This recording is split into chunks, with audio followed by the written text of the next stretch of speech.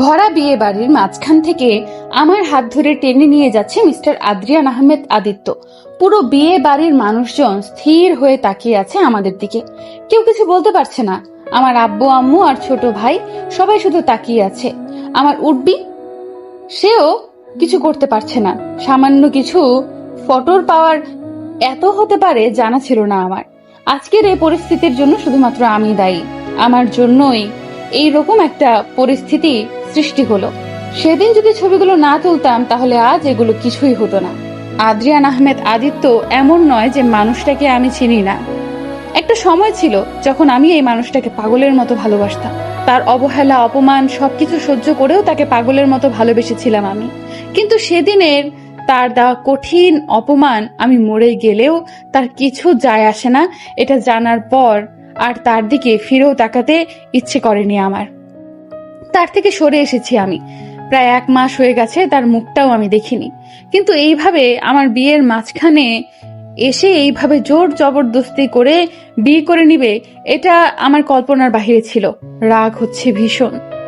আমি মরে গেলেও যার কিছু যায় আসে না, সে কিনা সামান্য ফটো নিয়ে বাজে কথা বলে এইভাবে বিয়ে করে নিবে।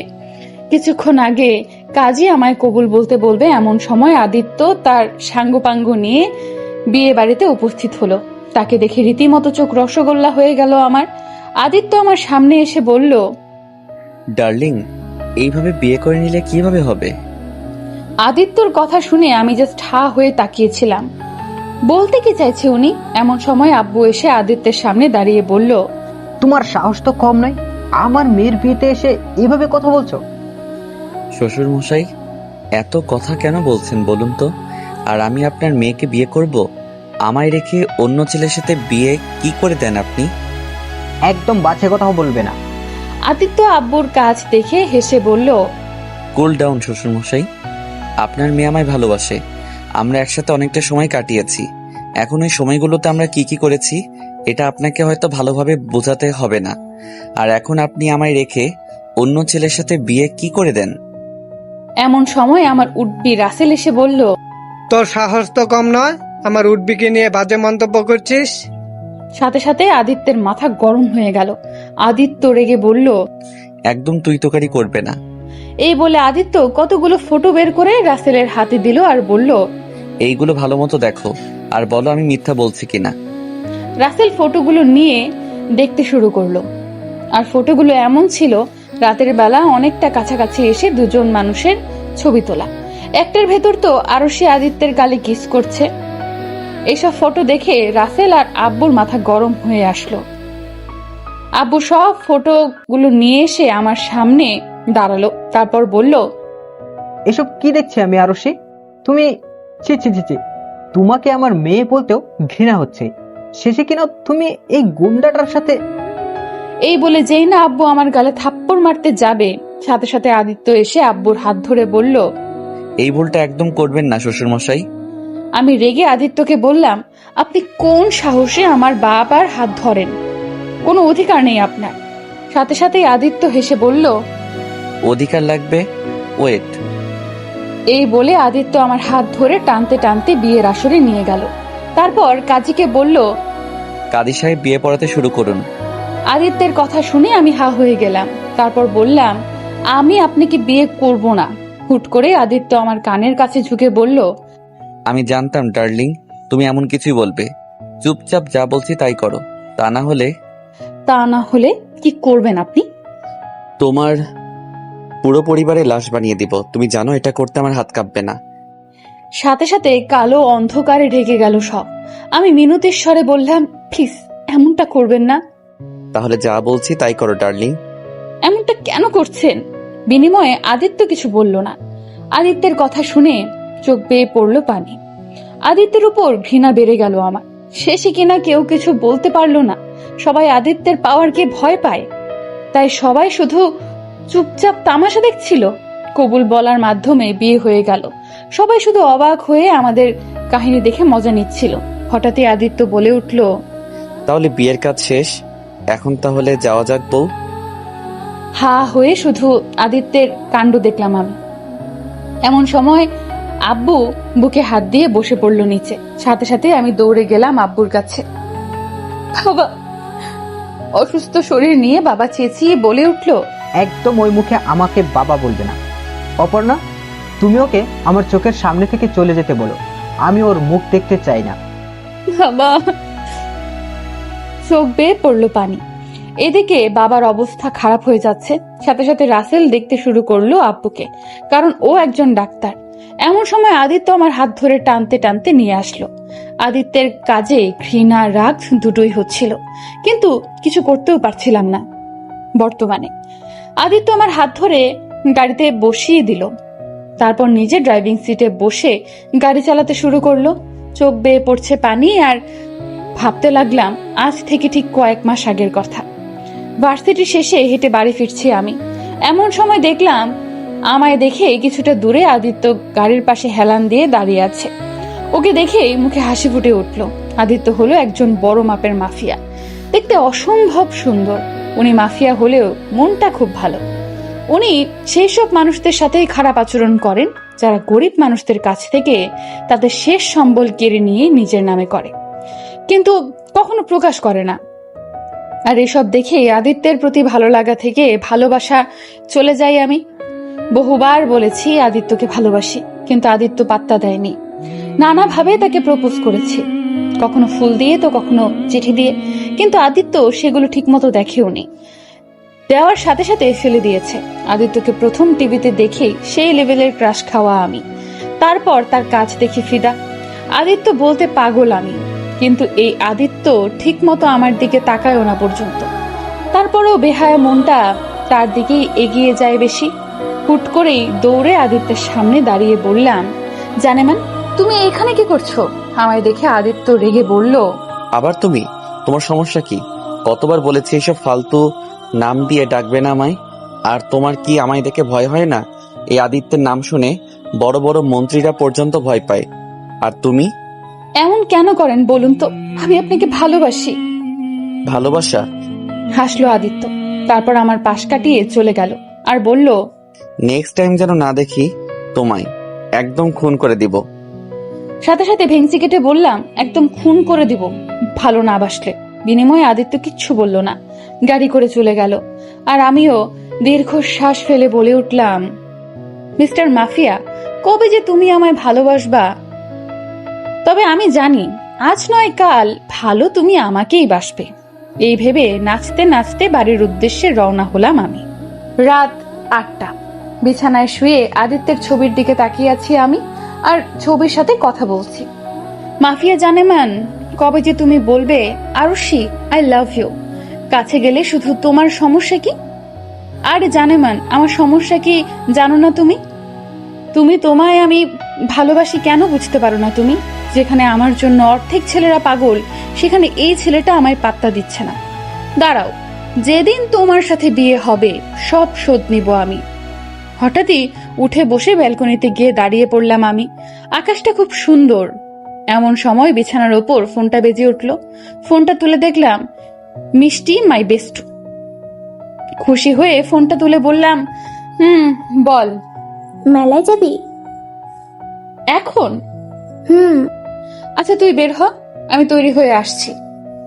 আচ্ছা। তারপর তৈরি হয়ে আম্মুকে একটু ম্যানেজ করে বেরিয়ে পড়লাম আমি। মাঝরাতে ব্যস্তহীন রাস্তায় দৌড়াচ্ছি আমি। আমার পেছনে দৌড়াচ্ছে কিছু বাজে ছেলে, আর ভয়ে হাত পা ঠান্ডা হয়ে যাচ্ছে আমার। এখন কে বাঁচাবে আমায়? কিছুক্ষণ আগে মেলা থেকে ঘুরে বাড়ি ফিরছিলাম। মিষ্টি তাদের বাড়ির রাস্তায় চলে আসায় এসে চলে গেল। আমিও আনমনেই হেঁটে যাচ্ছিলাম। এমন সময় কতগুলো বাজে ছেলেকে পেছনে আসতে দেখে ভয়ে ঘাবড়ে যাই আমি। ধীরে ধীরে স্পিড বাড়িয়ে পরক্ষণেই দৌড়াতে শুরু করলাম আমি, আর ছেলেগুলো দৌড়াচ্ছে আমার পেছন পেছন। এতটা রাত হয়ে যাবে বুঝতেই পারিনি।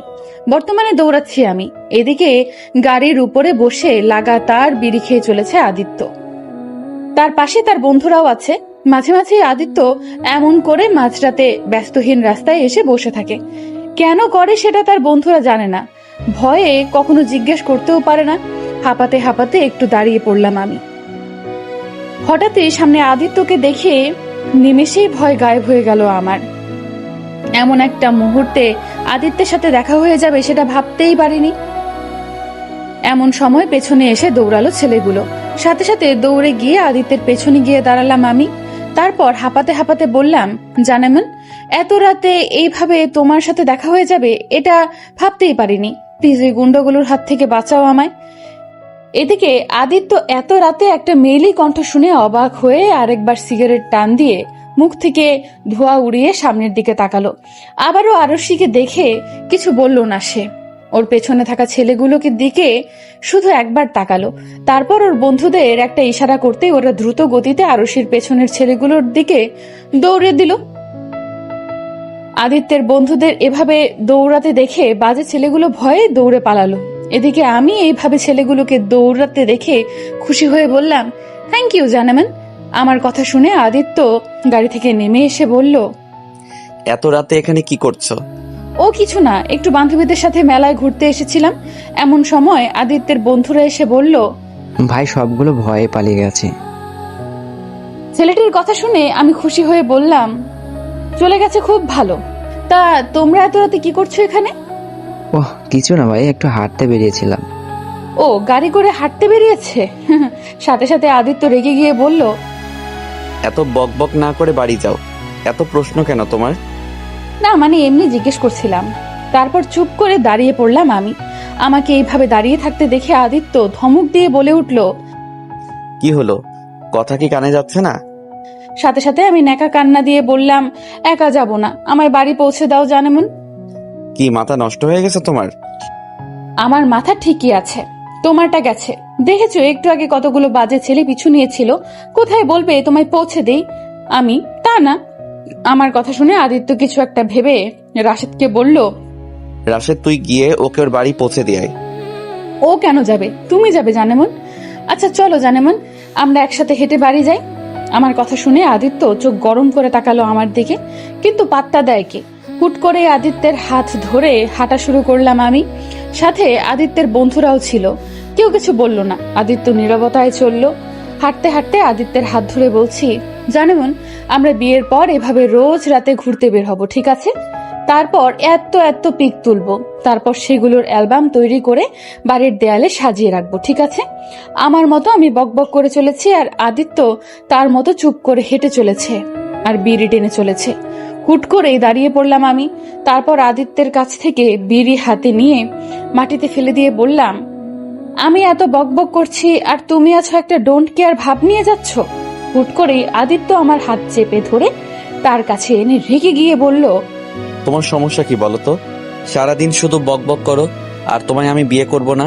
একদম উল্টাপাল্টা কথা বলবে না। বিয়ে করলে অন্য কাউকে করব, তারপরও তোমায় করব না। আদিত্যের কথা শুনে আমি রেগে বললাম, কি? আমায় ছেড়ে অন্য মেয়েকে বিয়ে করলে তোমার খবর আছে, আর তোমার আমাকে বিয়ে করার দরকার নেই।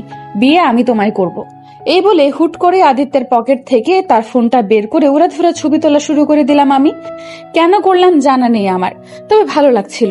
আদিত্য আমার কাজ দেখে রেগে বলল, এসব কি করছো তুমি?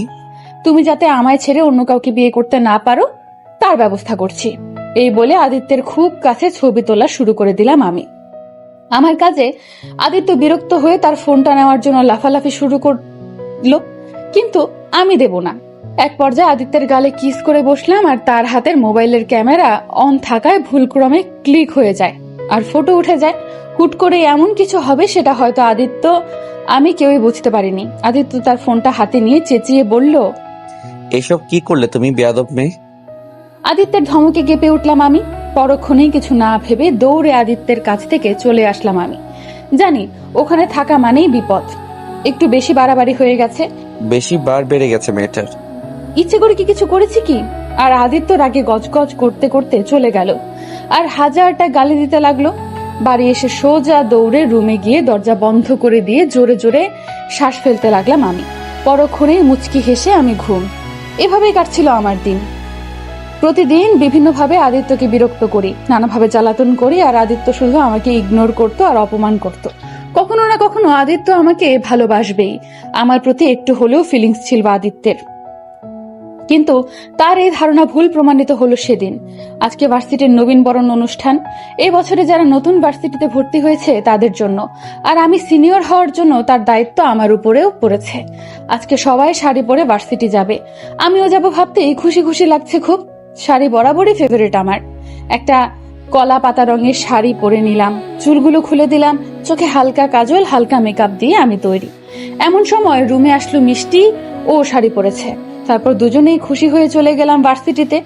দুপুরের দিকে প্রায় সবার স্যার ম্যামদের ভাষণ শেষ করে অনুষ্ঠান প্রায় শেষের দিকে এক রাশ বিরক্তি মাখা মুখ নিয়ে বসেছিলাম আমি। এদিকে আদিত্য আর তার বন্ধু বান্ধব একটা ছেলেকে ধরার জন্য দৌড়াচ্ছিল। ছেলেটির দোষ ছিল, ছেলেটি ড্রাগ পাচার করত, আর আদিত্য এটা জানতে পেরে যায় কোনোভাবে। আর ছেলেটিকে ধরার জন্য দৌড়াচ্ছে আদিত্য। আদিত্যের সামনে থাকা ছেলেটি দৌড়াতে দৌড়াতে এক পর্যায়ে একটি ভার্সিটির ভেতর চলে যায়, আর তার পেছন পেছন আদিত্য ভেতরে ঢুকে যায়। কারতালির মাধ্যমে অনুষ্ঠান শেষ করে সবাই বাড়ি ফেরার উদ্দেশ্যে রওনা হব। এমন সময় চারদিকে গুলির শব্দ, সাথে সাথে সবার দৌড়াতে দেখে ঘাবড়ে গেলাম আমি। সবাই দৌড়াচ্ছে কেন? এমন সময় মিষ্টি বলল, আরুষি তাড়াতাড়ি ছুটে আয়। ওর কথার মতো যখনই আরশি ছুটে যায় তখনই একটা ছেলে ওর হাত টান দিয়ে নিয়ে মাথায় বন্দুক ঠেকিয়ে বলে, ওইখানে দাঁড়া আদিত্য, তা না হলে এই মেয়েটার মাথা গুলি মেরে উড়িয়ে দিব আমি। ছেলেটির কথায় আমিও তাকালাম আদিত্যের দিকে। ভয়ে কলিজা কেঁপে উঠলো আমার। আবার কোথাও থেকে মন বলে উঠছিল আদিত্য বলবে আমায় ছেড়ে দিতে, কিন্তু ছেলেটির এমন কাজে আদিত্য হাসলো, হেসে বলল, তাই নাকি? তা দে না, ও আমার বউ না অন্য কিছু যে তুই ওকে মেরে ফেললে আমি ভয় পাবো আর তোকে ছেড়ে দিব? এদিকে আদিত্যের এমন কথা শুনে আমি হা হয়ে গেলাম। আমি মরে গেলেও কিছু যায় আসে না আদিত্যের। মুহূর্তের মধ্যে আদিত্যের প্রতি আমার সব ইচ্ছে স্বপ্ন ভেঙে চুরমার হয়ে গেল। সেদিনের আদিত্যের দেওয়া আঘাত আমি মেনে নিতে পারিনি। আমি মরে গেলেও যায় আসে না, সে আর যাই হোক কোনোদিনও আমায় ভালোবাসতে পারবে না। এদিকে আদিত্যের কথার তালে তালে আদিত্যের বন্ধুটা পেছন থেকে ছেলেটি ধরে ফেললো, আর আমায় ছাড়িয়ে ছেলেটি ধরে চলে গেল তারা। ছেলেটি ছেড়ে দিতেই মিষ্টি এসে আমায় ধরলো। মুহূর্তের মধ্যেই সব কালো অন্ধকারে ডুবে গেল। অতিরিক্ত ভয় আঘাত দুটো একসাথে মস্তিষ্কের কোণে এসে ধাক্কা মারলো, আর জ্ঞান হারালাম। সেদিনের পর থেকে আরশি আর আদিত্যকে জ্বালাতন করেনি, আর না কখনো ওর সামনে গেছে। পুরো 1 মাস ঘরবন্দি থেকেছে সে, না কারোর সাথে তেমন কথা বলেছে। শুধু রুমের ভিতর বসে আদিত্যের সব স্মৃতি একে একে দাফন করে দিয়েছে। এর ভিতরে তার বাবাও তাকে বিয়ের জন্য তাড়া দিচ্ছিল, আর সেও রাজি হয়ে যায়। কিন্তু এইভাবে হুট করে আদিত্য এমন কিছু করবে সেটা কল্পনা বাইরে ছিল আরশির। কি হলো? গাড়ি থেকে বের হও, আমরা এসে পড়েছি। হঠাৎ আদিত্যের মুখে এমন কথা শুনে আরশি তার কল্পনা জগৎ থেকে বেরিয়ে আসলো। মিটমিট চোখে বাইরে তাকালো। ইয়া বড় একটা বাড়ি। আরশি বের হলো না গাড়ি থেকে। আরশির কাজ দেখে আদিত্য কুলে তুলে নিল আরশিকে। আদিত্যর এমন কাজে আরশি অবাক হয়ে তাকালো। কষ্ট হচ্ছে তার পুরনো কথাগুলো ভেবে। শুধু মস্তিষ্কের কোণে একটা কথাই বাজলো তার, কেন এমন করলো আদিত্য? আদিত্য আমায় কোলে করে নিয়ে এসে একটা দুলতলে সাদা বিছানায় বসিয়ে দিল। রাগ হচ্ছে ভীষণ। আমি রেগে আদিত্যকে বললাম, এসব কি হচ্ছে? এসব করার মানে কি? জোর জবরদস্তি করে বিয়ে করলেন কেন? আদিত্য শান্তস্বরে বলল, বলবো পরে, তুমি এখন রেস্ট নাও ডার্লিং, বাকি কথা পরে হবে। আগে তোমার জন্য খাবারের ব্যবস্থা করি। আপনি কি আমার সাথে মশকরা করছেন নাকি? আমি থাকবো না আপনার সাথে। এই বলে যেই না বিছানা থেকে উঠে যেতে যাব, সাথে আদিত্য আমায় বিছানার সাথে চেপে ধরলো, ধরে বলল, এই ধরনের ভুল একদম করো না ডার্লিং। 1 মাস প্রচুর পুড়িয়েছো আমায়, তার শাস্তি যে তোমায় পেতে হবে। আপনাকে পুড়িয়েছি মানে? আমাদের দেখা হলো কোথায়? এত কথা এখন বলতে পারবো না তোমায়। চুপ করে বসে থাকো এখানে। 1 পা নড়লে একদম পা ভেঙে বসিয়ে রাখবো। আমি আজকে খুব খুশি, তাই একদম রাগাবে না আমায়। এই বলে আমায় ছেড়ে দিয়ে দরজার সামনে থেকে বন্ধ করে চলে যায় আদিত্য। আদিত্যের কাছে চরম বিরক্ত আমি। কি পেয়েছে কি আমায়? যখন যা ইচ্ছা হবে তাই করবে নাকি? বিছানার চাদর চেপে ধরে নিজের রাগকে কন্ট্রোল করছি আমি। কিছুক্ষণ পর আদিত্য হাতে করে কিছু খাবার নিয়ে রুমে আসলো। আদিত্যকে দেখলেই মাথা গরম হয়ে যাচ্ছে আমার। একদম সহ্য হচ্ছে না। এই ছেলেটার জন্য কতটা অবহেলা সহ্য করেছি, কতবার নিজেকে নিজেই আঘাত করেছি। আদিত্যের স্মৃতি ভুলে যাওয়ার কত কিছু করেছি আমি, আর সেই আদিত্য কিনা কোনো কিছু মেনে নিতে পারছি না আমি। আদিত্য খাবারগুলো নিয়ে এসে আমার পাশে এসে বলল, এখনো ফ্রেশ হওনি তুমি? তুমি কি চাও আমি তোমায় ফ্রেশ করিয়ে দেই? একদম বাজে কথা বলবেন না, আমার ভালো লাগেনি তাই ফ্রেশ হইনি। হাসলো আদিত্য। আদিত্যের হাসি একদমই সহ্য হচ্ছে না আমার। আদিত্য তার হাসি থামিয়ে বলল, ঠিক আছে, ফ্রেশ হতে হবে না, আমি তোমায় খাইয়ে দিচ্ছি। আমি খাবো না। বেশি বাড়াবাড়ি করছো তুমি। বাড়াবাড়ি করছি, বেশ করেছি। কি পেয়েছেন কি? যা বলবেন তাই হবে নাকি? আপনি চেয়েছেন আপনার জীবন থেকে সরে আসতে, আমিও সরে এসেছি। তাহলে আজ কেন আপনি এমন করলেন? উত্তর দিন আমায়। তোমার সব প্রশ্নের উত্তর দিব আমি, তবে এখন নয়, পরে। কিন্তু আমি যে এখনই শুনবো। এত বকবক করো না, আমার মাথা খারাপ হয়ে যাবে। মাথা খারাপ হয়ে যাবে মানে? মাথা তো আমার খারাপ হয়ে যাচ্ছে। কেন করছেন? আপনার জন্য আমার পরিবার আমায় ঘৃণা করে এখন। বলতে বলতে কেঁদে উঠলাম আমি। আদিত্য আমার কাজে চেঁচিয়ে বলল, চুপ করো। চুপ করব মানে? আগে প্রশ্নের উত্তর দিন, কেন করছেন এমন? আর কিছু বলার আগেই আদিত্য আমার মুখে খাবার ভরে দিল। আচমকা এমনটা হওয়াতে আমি পুরো বোকা বনে গেলাম। এখন কথাও বলতে পারছি না। আদিত্য খাবার দিতে দিতে শান্তস্বরে বলল, বলবো সব, তবে পরে। একটু সময় দাও, সব ঠিক করে দিব আমি। কিন্তু আদিত্যের এই সান্ত্বনা একদম সহ্য হচ্ছে না আমার। জোর জবরদস্তি করে আদিত্য খাবার খাইয়ে দিল আমায়। তারপর বলল, তুমি ফ্রেশ হয়ে ঘুমিয়ে পড়ো। আমি ফ্রেশ হব না, এইভাবেই থাকবো। বেশি বাড়াবাড়ি করলে কিন্তু আমি তোমায় ফ্রেশ করিয়ে দিব। উল্টোপাল্টা কথা একদম বলবেন না, আপনাকে সহ্য হচ্ছে না আমার। বেরিয়ে যান রুম থেকে। এক পর্যায়ে চেঁচাতে চেঁচাতে কেঁদে উঠলাম। আদিত্য কিছুটা ঘাবড়ে গেল আরো সেই কাজে। শেষমেশ সেও আর কিছু না বলে রুম থেকে বেরিয়ে যায়। আদিত্য যেতেই আরো সে কাঁদতে কাঁদতে বিছানায় শুয়ে ঘুমিয়ে পড়ে। তার একদমই সহ্য হচ্ছে না আদিত্যকে। ড্রিঙ্ক হাতে সোফায় বসে আছে আদিত্য। এই 1 মাস তার দিনগুলো কিভাবে কেটেছে ভাবতেই অবাক হয় আদিত্য। এই একটা মাসেই আদিত্য বুঝতে পেরেছে আরশের প্রতি তার অনুভূতি, তার ভালোবাসা। কথাই আছে না, কাছ থাকলে কেউ বুঝতে পারে না তার গুরুত্ব কতটা, দূরে গেলেই বোঝা যায় তার শূন্যতা। আদিত্য বুঝেছে আরশির শূন্যতা। এমনটা নয় সে খুব কষ্ট পাচ্ছে আরশির ব্যবহারে, আর সেই অবহেলার যন্ত্রণা পেয়েছে আদিত্য। এই 1 মাসে চোখ বন্ধ করে আদিত্য ভাবতে লাগলো সেই পুরনো দিনগুলোর কথা। প্রায় 1 সপ্তাহ হয়ে গেছে আর সাথে দেখা হয়নি আদিত্যের। প্রথম ভালো লাগলেও পরে ভালো লাগেনি আদিত্যের। ভিতরে ভিতরে আরশি যেন শূন্যতা অনুভব করছে। আরশি পাগলামি মনে করে হঠাৎই আদিত্য হেসে উঠল। আরশি পাগলামি মনে করে হঠাৎই আদিত্য হেসে উঠল। আচমকা আদিত্যের এমন হেসে ওঠায় অবাক হয় তার বন্ধুরা। রাশেদ অবাক হয়ে জিজ্ঞেস করে, কি হলো ভাই? রাশেদের কথায় আদিত্য তার কল্পনা জগৎ থেকে বেরিয়ে আসলো। তারপর বলে উঠলো, না, তেমন কিছু নাই, বাদ দে। ও আচ্ছা ভাই। কিছুক্ষণ পর আদিত্য বলে উঠলো রাশেদকে, আচ্ছা, ওই মেয়েটাকে আর দেখছি না কেন? আগে তো রোজ 3-4 বার করে সামনে আসতো। আদিত্যের কথা শুনে রাশেদ অবাক হয়ে বলল, ভাই আপনি কি মেয়েটাকে মিস করছেন? সাথে সাথে আদিত্য চমকে উঠলো। তারপর কাপা কাপা গলায় বলে উঠলো, মিস করতে যাব কেন, এমনি বললাম। ও আচ্ছা ভাই, জানি না, গত কয়েকদিন যাবত আমরাও দেখিনি মেয়েটাকে। ঠিক আছে, বাদ দে। ঠিক আছে ভাই। এই বলে আদিত্য টপিক চেঞ্জ করে দিল। আদিত্য নিজেও অবাক, সে কি সত্যি মেয়েটাকে মিস করছে নাকি? দূর, যা হয়েছে ভালো হয়েছে, আর মেয়েটার স্টুপিড কাণ্ডগুলো দেখতে হবে না। এইসব ভেবে আদিত্য নিজের কাজে মন দিতে শুরু করে। কিন্তু দিন যত যাচ্ছিল আদিত্যের আরশির প্রতি স্নেহতা বেড়েই যাচ্ছিল। হঠাৎ একটা সময় আদিত্য সত্যি সত্যি মিস করতে শুরু করে আরশিকে। আরশির করা পাগলামিগুলো খুব মনে পড়তে শুরু করে তার। রাতে ঘুমও হয় না ঠিক মতো আদিত্যের। ধীরে ধীরে আদিত্য দিশেহারা হয়ে পড়ে আরশির জন্য। এভাবে কাটছিল দিন। ড্রিঙ্ক হাতে বসেছে আদিত্য। এমন সময় তার কিছু বন্ধুরা এসে বসে তার পাশে। আদিত্যের কাছে আসতেই আদিত্য নেশাগ্রস্ত অবস্থায় রাশেদকে জিজ্ঞেস করে, মেয়েটার কোনো খবর পেলি? ভাই খবর তো পাইনি, শুধু জেনেছি মেয়েটা নাকি ভার্সিটিতে যাচ্ছে না অনেকদিন যাবত। ভার্সিটি? নামটা শুনে আদিত্য সেদিনের কথা মনে পড়ে গেল। এমন সময় রাশেদ বলে উঠলো, ভাই আমার যতদূর মনে পড়ে মেয়েটাকে সেদিনই লাস্ট ভার্সিটিতে গিয়েছিল। হয়তো সেদিন ভয় পেয়েছিল, ওই যে গুলি ধরেছিল ওর মাথায় আরাপ নামের গুন্ডাটা। আদিত্য কিছুক্ষণ চুপ থেকে বলল, মেয়েটাকে খুঁজে বের কর, যে করেই হোক মেয়েটাকে আমার চাই। ঠিক আছে ভাই, চেষ্টা করছি আমরা। এই বলে আদিত্যের লোকেরা চলে যায় আর আদিত্য ড্রিঙ্ক করতে করতে মেঝেতেই ঘুমিয়ে পড়ে। এদিকে রাশেদ নিজেও বুঝতে পারছে না আদিত্যের কাণ্ড। এতদিন মেয়েটা আসতো বলে বিরক্ত হয়েছে, আজ আসছে না বলে বিরক্ত হচ্ছে। অদ্ভুত।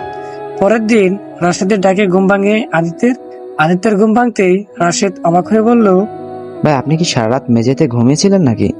রাশেদের কথা উত্তর না দিয়ে আদিত্য বলে উঠল, ওসব বাদ দে, আগে বল মেয়েটার কোনো খবর পেয়েছিস? পেয়েছি ভাই। তবে কি তবে? ভাই মেয়েটার বিয়ে ঠিক হয়ে গেছে, 2 দিন পরেই বিয়ে। রাশেদের কথা শুনে আদিত্য রেগে গিয়ে রাশেদের কলা চেপে বলল, এসব কি বলছিস? এটা হতে পারে? মুহূর্তের মধ্যে আদিত্যের মাথা খারাপ হয়ে যায়। বুকের বাঁ পাশে চিনচিনে ব্যথা অনুভব হয় তার। পুরো রুমে জিনিসপত্র ভেঙে চুরে তছনছ করে ফেলেছে। কিছুতেই মেনে নিতে পারছে না আরশির বিয়ে। শেষে আদিত্যের মাথায় ওই ছবিগুলোর কথা মনে পড়ে। আর বিয়ের দিন ভাই ভাবির জন্য জামা কাপড় কিনে আনতে বলেছিলেন না, এই যে এনেছি। কি? ভাই জামা কাপড় ভাবির জন্য। ওগুলো ওইখানে রেখে যা তোরা। ঠিক আছে ভাই। এই বলে চলে যায় রাশেদ। আবারও ড্রিঙ্কসের গ্লাসে চুমুক দেয় আদিত্য। রাত 2:45। আদিত্য ডুলতে ডুলতে আরশির রুমে ঢুকলো। আদিত্য ডুলতে ডুলতে গিয়ে বসে পড়লো আরশির পাশে। আনমনে ঘুমিয়ে আছে আরশি, মায়াবী তার মুখ। আনমনেই আদিত্যর হাত চলে যায় আরশির গালের কাছে। এদিকে আচমকা কারো স্পর্শ গালে পড়তেই হালকা নড়ে উঠলো আরশি। হাসলো আদিত্য, তারপর আনমনে বলে উঠলো, যখন তুমি আমার কাছে ছিলে তখন হয়তো আমি বুঝতে পারিনি তোমার জায়গা কোথায় আমার কাছে, কিন্তু এখন যখন বুঝে গেছি একবার আর ছাড়ছি না তোমায়। সবসময় আগলে রাখবো, তোমার অভিমান ভাঙিয়ে নতুন করে শুরু করব সবকিছু। এতটুকু বলে আরশির গালে একটা চুমু দেয় আদিত্য। তারপর চুপটি করে আরশির পাশে গিয়ে শুয়ে আরশিকে জড়িয়ে ধরে বলল, অনেকদিন ঘুম হয়নি আমার, আজকে আরামের ঘুম দিব আমি। এতটুকু বলি ঘুমিয়ে পড়ে আদিত্য আরশিকে জড়িয়ে ধরে। আর আরশি, সে হয়তো আদিত্যের বলা কথাগুলো কিছুতেই শুনতে পায়নি। শুনলে হয়তো খুশি হতো, হয়তো না। কেউ শক্ত করে জড়িয়ে ধরে আছে বুঝতেই ঘুম ভাঙলো আমার। পাশে আদিত্যকে দেখে রিয়েকশন দেওয়া উচিত ছিল, ভুলে গেছি। রাগ অভিমান সব একসাথে মাথার ভেতর ভন ভন করছে। হুট করে আদিত্যকে সরিয়ে উঠে পড়লাম আমি। বিরক্ত লাগছি সবকিছু। আনমনেই বিছানা থেকে উঠে দাঁড়ালাম আমি। তারপর শাড়ির কুচি ধরে হাঁটতে শুরু করলাম। আদিত্যের রুমটা বিশাল বড়, চারদিকে রয়েছে সব দামিও জিনিসপত্র। হঠাৎ চোখ গেল বিছানা থেকে কিছুটা দূরে থাকা একটা আয়নার দিকে। আনমনে হাঁটতে হাঁটতে সেখানে চলে গেলাম আমি। পুরো শরীর ব্যথা করছে আমার। কালকের সাজে এখনো সজ্জিত আমি। আয়নার দিকে তাকাতেই চমকে উঠলাম আমি। চুলগুলো সব এলোমেলো হয়ে গেছে, গায়ের গহনাগুলো সব ওলটপালট হয়ে গেছে, কাজল সব লেপটে গেছে। এক কথায় বলতে গেলে পাগলের মতো দেখাচ্ছে আমায়। সব একে একে খুলতে শুরু করলাম আমি। কানের ভারী দুল, গলায় থাকা ভারী নেকলেস, শাড়ির অবস্থাও যাচ্ছে তাই হয়ে গেছে। কিন্তু কথা হলো, এটা খুললে পরবো কি আমি? আনমনে প্রশ্নটা করে বসলাম নিজেকে। এমন সময় চোখ বন্ধ করেই আদিত্য বলে উঠল, ওই আলমারিতে অনেকগুলো শাড়ি, সালোয়ার, কামিজ সহ আরো অনেক জিনিসপত্র আছে, যেটা ভালো লাগে পরে ফেলতে পারো। আদিত্যের কথা শুনে কিছু বললাম না আমি।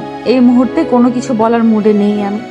হাঁটতে হাঁটতে আলমারির সামনে দাঁড়ালাম, কিন্তু আলমারির চাবি? এই চাবি? এবারে আদিত্যের কাজে অবাক আমি। বুঝলো কেমনে? আমার ভাবনার মাঝে আদিত্য চোখ খুলে বলে উঠল, এতে না বোঝার কি আছে? আলমারির কাছে যাচ্ছ, চাবি ছাড়া খুলবে কি করে?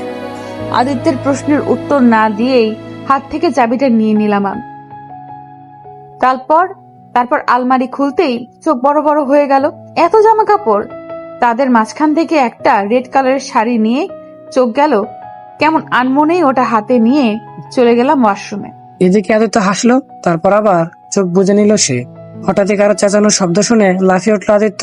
বিছানা থেকে উঠে ওয়াশরুমে গিয়ে যাওয়ার আগেই আরশি দৌড়ে এসে তাকে জড়িয়ে ধরে বলল, আর শোলা। এদিকে আচমকা এমন হওয়াতে আদিত্য প্রথমে গাবে গেলেও পরক্ষণে হাসলো সে। তারপর আরশি কানে কাছে ঝুঁকে বলল, সকাল সকাল এইভাবে চমকে দিলে আমি তো হার্ট অ্যাটাক করবো ডার্লিং। এতক্ষণ পর কারো মুখে এমন কথা শুনে চমকে উঠলাম আমি। ছোটবেলা থেকে আরশোলা খুব ভয় পাই আমি। কিছুক্ষণ আগে শাওয়ার অন করতেই আচমকা একটা আরশোলা দেখে ভয়ে ঘাবড়ে গিয়ে চেঁচিয়ে উঠলাম আমি। এই মুহূর্তে এক বিচ্ছিরি পরিস্থিতিতে দাঁড়িয়ে আছি। লজ্জায় মাটির সাথে মিশে যেতে ইচ্ছে করছে আমার। আস্তে আস্তে চোখ খুললাম আমি। আদিত্যকে হাসতে দেখে রাগ হচ্ছে, কিন্তু কিছু বলতে পারছি না। আচমকাই আদিত্যকে ধাক্কা মেরে সরিয়ে দিয়ে আবার দৌড়ে ওয়াশরুমে চলে গেলাম আমি। ভয় করছে এখন। চোখ খুলতেই আবারও আরশোলাকে দেখে আবারও চেঁচিয়ে উঠলাম আমি। আবার ওয়াশরুম থেকে বেরিয়ে আসলাম। ওয়াশরুমের দরজা বন্ধ করে দরজার সাথে হেলান দিয়ে দাঁড়িয়ে পড়লাম আমি। আজকে গোসল করা হবে না মনে হয় আমার।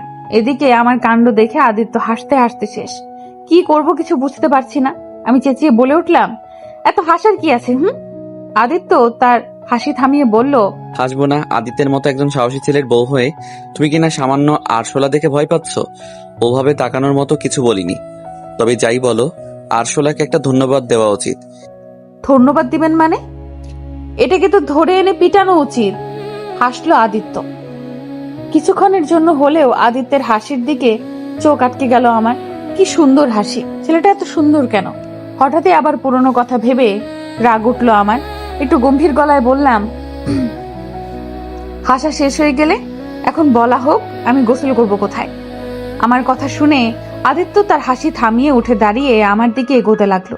আচমকা আদিত্যের এমন কাজে ঘাবড়ে গেলাম আমি, তবে প্রকাশ করলাম না। স্থির দৃষ্টিতে তাকিয়ে রইলাম তার দিকে। পরক্ষণে আবার চোখ নামিয়ে ফেললাম। এদিকে আদিত্য এগোতে এগোতে আমার একদম কাছে চলে এসেছে। শরীরের পশম দাঁড়িয়ে উঠলো আমার। শ্বাস বেরিয়ে আসার উপক্রম। আদিত্য ওয়াশরুমে দাঁড়িয়ে দরজার দিকে হাত লাগিয়ে দাঁড়ালো। তার এমন কাজে প্রায় ঘাবড়ে গেছি আমি। ভয়ে হাত পা ঠান্ডা হয়ে যাচ্ছে আমার। আচমকা আদিত্য ঝুঁকে পড়লো আমার দিকে। সাথে সাথে খিচে চোখ বন্ধ করে নিলাম আমি।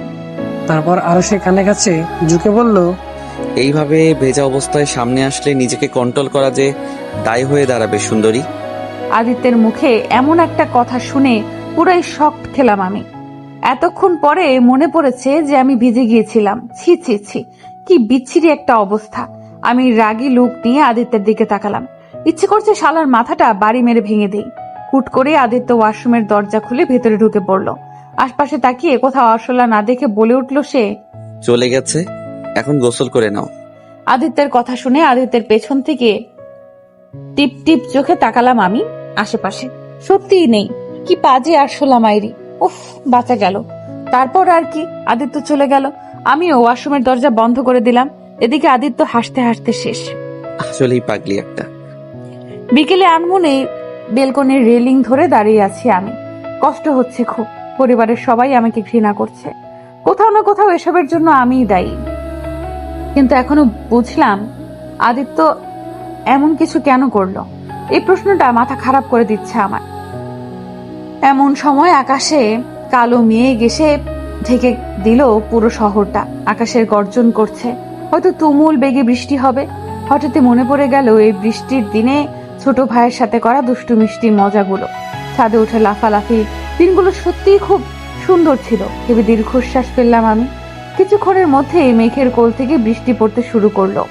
গাছের পাতা সহ আশেপাশের জায়গা থেকে টপ টপ করে বৃষ্টির শব্দ এসে কানে বাজতে লাগলো। আনমনেই বেলকনির রেলিং এর ভেতরে হাত চলে গেল আমার। বৃষ্টি বরাবরই পছন্দের আমার। আজকেও ভালো লাগছে। বেলকনিতে বৃষ্টির পানি ছিটকে আসছে ভেতরে। বৃষ্টিতে ভিজে যাচ্ছি আমি। হুট করেই ঠোঁটের কোণে এক চিত্তে হাসি ফুটে উঠল। আনমনেই দাঁড়িয়ে আছি আমি, আর বৃষ্টি এসে ভিজিয়ে দিচ্ছে আমার পুরো শরীর। চোখ বন্ধ করে বৃষ্টির পানির গায়ে মাখাচ্ছি আমি। এদিকে আদিত্য রুমে ঢুকে দেখলো পুরো রুম অন্ধকারে ঢেকে গেছে। তবে বাহিরের মৃদু আলোতে সবটা দেখা যাচ্ছে। আশেপাশে তাকিয়ে কোথাও আরুষির দেখা দেখলো না আদিত্য। হঠাৎই তার চোখ গেল ব্যালকনির দিকে। মৃদু আলোতে আদিত্য হেঁটে চলল আরুষির কাছে। পুরনো কথাগুলো সব ভেসে আসলো সামনে। পরিবারের কথা ভেবে কষ্ট হচ্ছে আবার। আদিত্যের অবহেলাগুলো সব একে একে বেরিয়ে আসছে। চোখ বেয়ে পড়ছে পানি। কেন এমন হলো? আমি তো ভুল কিছু করিনি। আনমনেই ভালোবেসেছিলাম আদিত্যকে। আর ভালোবাসার মানুষকে এত কষ্ট দেয় জানা ছিল না আগে। ভেতরে ভেতরে জ্বলে পুড়ে ছারখার হয়ে যাচ্ছে আমি। বৃষ্টির পানি আর চোখের পানি মিশে এক হয়ে যাচ্ছে। হুট করেই কেউ পেছন থেকে হাত দিল কাঁধে। হঠাৎ কি হলো জানা নেই। হুট করে তাকে শক্ত করে জড়িয়ে ধরলাম আমি। তারপর কেঁদে কেঁদে বলে উঠলাম, কেন এমন করলে তুমি? আমি তো শুধু ভালোবেসেছিলাম তোমায়। হাজার হাজার স্বপ্ন বুনেছিলাম তোমায় নিয়ে। তোমার তো তোমায় তো শুধু ভালোবেসেছিলাম, আর ভালোবাসলে বুঝি এত কষ্ট পেতে হয়? কেন এমন করলে আদিত্য? দুঃখে কথাগুলো বলে কেঁদে উঠলাম আমি আদিত্যকে জড়িয়ে ধরে। এদিকে আরশির প্রশ্নের উত্তর কি দিবে জানা নেই আদিত্যের। এতক্ষণ চুপটি করে শুধু আরশির কথাগুলো শুনছিল আদিত্য। সে জানে সে ভুল করেছে, বড় ভুল করে বসে আছে। তার নিজেকে বুঝতে অনেকটা দেরি হয়ে গেছে, আর তার এই ভুলের জন্য সে নিজেও কষ্ট পাচ্ছে আর আরশিকেও কষ্ট দিচ্ছে। কিছু না বলেই আদিত্য আরশিকে শক্ত করে জড়িয়ে ধরলো। দুজনেই বৃষ্টি পানিতে ভিজে যাচ্ছে, কিন্তু সেদিকে তাদের কোনো হুঁশ নেই। আনমনেই দুজন দুজনকে জড়িয়ে দাঁড়িয়ে আছে। দুজনের মনেই কষ্ট আছে, কারোটা প্রকাশ পাচ্ছে আর কারোটা বুকের গহীন অতলে ডুবে আছে। হয়তো কোনো একদিন প্রকাশ পাবে, হয়তো না। রাত 11টা, কাঁথা মুড়ি দিয়ে গুটিসুটি মেরে শুয়ে আছে আরশি, আর তার পাশে তার হাত শক্ত করে ধরে আছে আদিত্য। নিজেকে খুব অপরাধী মনে হচ্ছে তার, কিন্তু সে কি করত? যদি সত্যি সত্যি আরশি অন্ধকারের সাথে বিয়ে হয়ে যেত, তাহলে সে কি করে বাঁচত? ছোটবেলা থেকেই সে একা থাকে, হঠাৎ যখন কাউকে নিয়ে বাঁচতে যাচ্ছে তখনই সে দূরে সরে যাচ্ছে কেন? উত্তরটা মেলে না আদিত্যের। সূর্যের ফুরফুরে আলোতে ভরে গেছে চারপাশ। সূর্যের হালকা তাপ মিশানো রোদ্দুর এসে পড়েছে আদিত্যের মুখে। বিছানায় মাথা দিয়ে আরশির হাত জড়িয়ে ধরেই কাল রাতে বসে বসেই ঘুমিয়ে পড়ছিল সে। ধীরে ধীরে চোখ খুললো আদিত্য। এখনো ঘুমের রেশ কাটেনি তার। চোখ খুলে আরশির ঘুমন্ত ফেসের দিকে তার চোখ আটকে গেল। আনমনেই আদিত্যের হাত চলল আরশির গালের কাছে। গালে হাত রাখতেই চমকে যায় আদিত্য, কারণ আরশির গাল প্রচন্ড বেগে গরম। অসময়ে বৃষ্টিতে ভিজলে যা হয় আর কি। আদিত্য নিজের হাত সরিয়ে আরশির কপালে হাত দিল, তারপর নিজের কপালেও হাত দিয়ে তাপমাত্রা দেখতে লাগলো। আদিত্য বুঝলো কালকে বৃষ্টিতে ভিজে আরশির জ্বর এসেছে।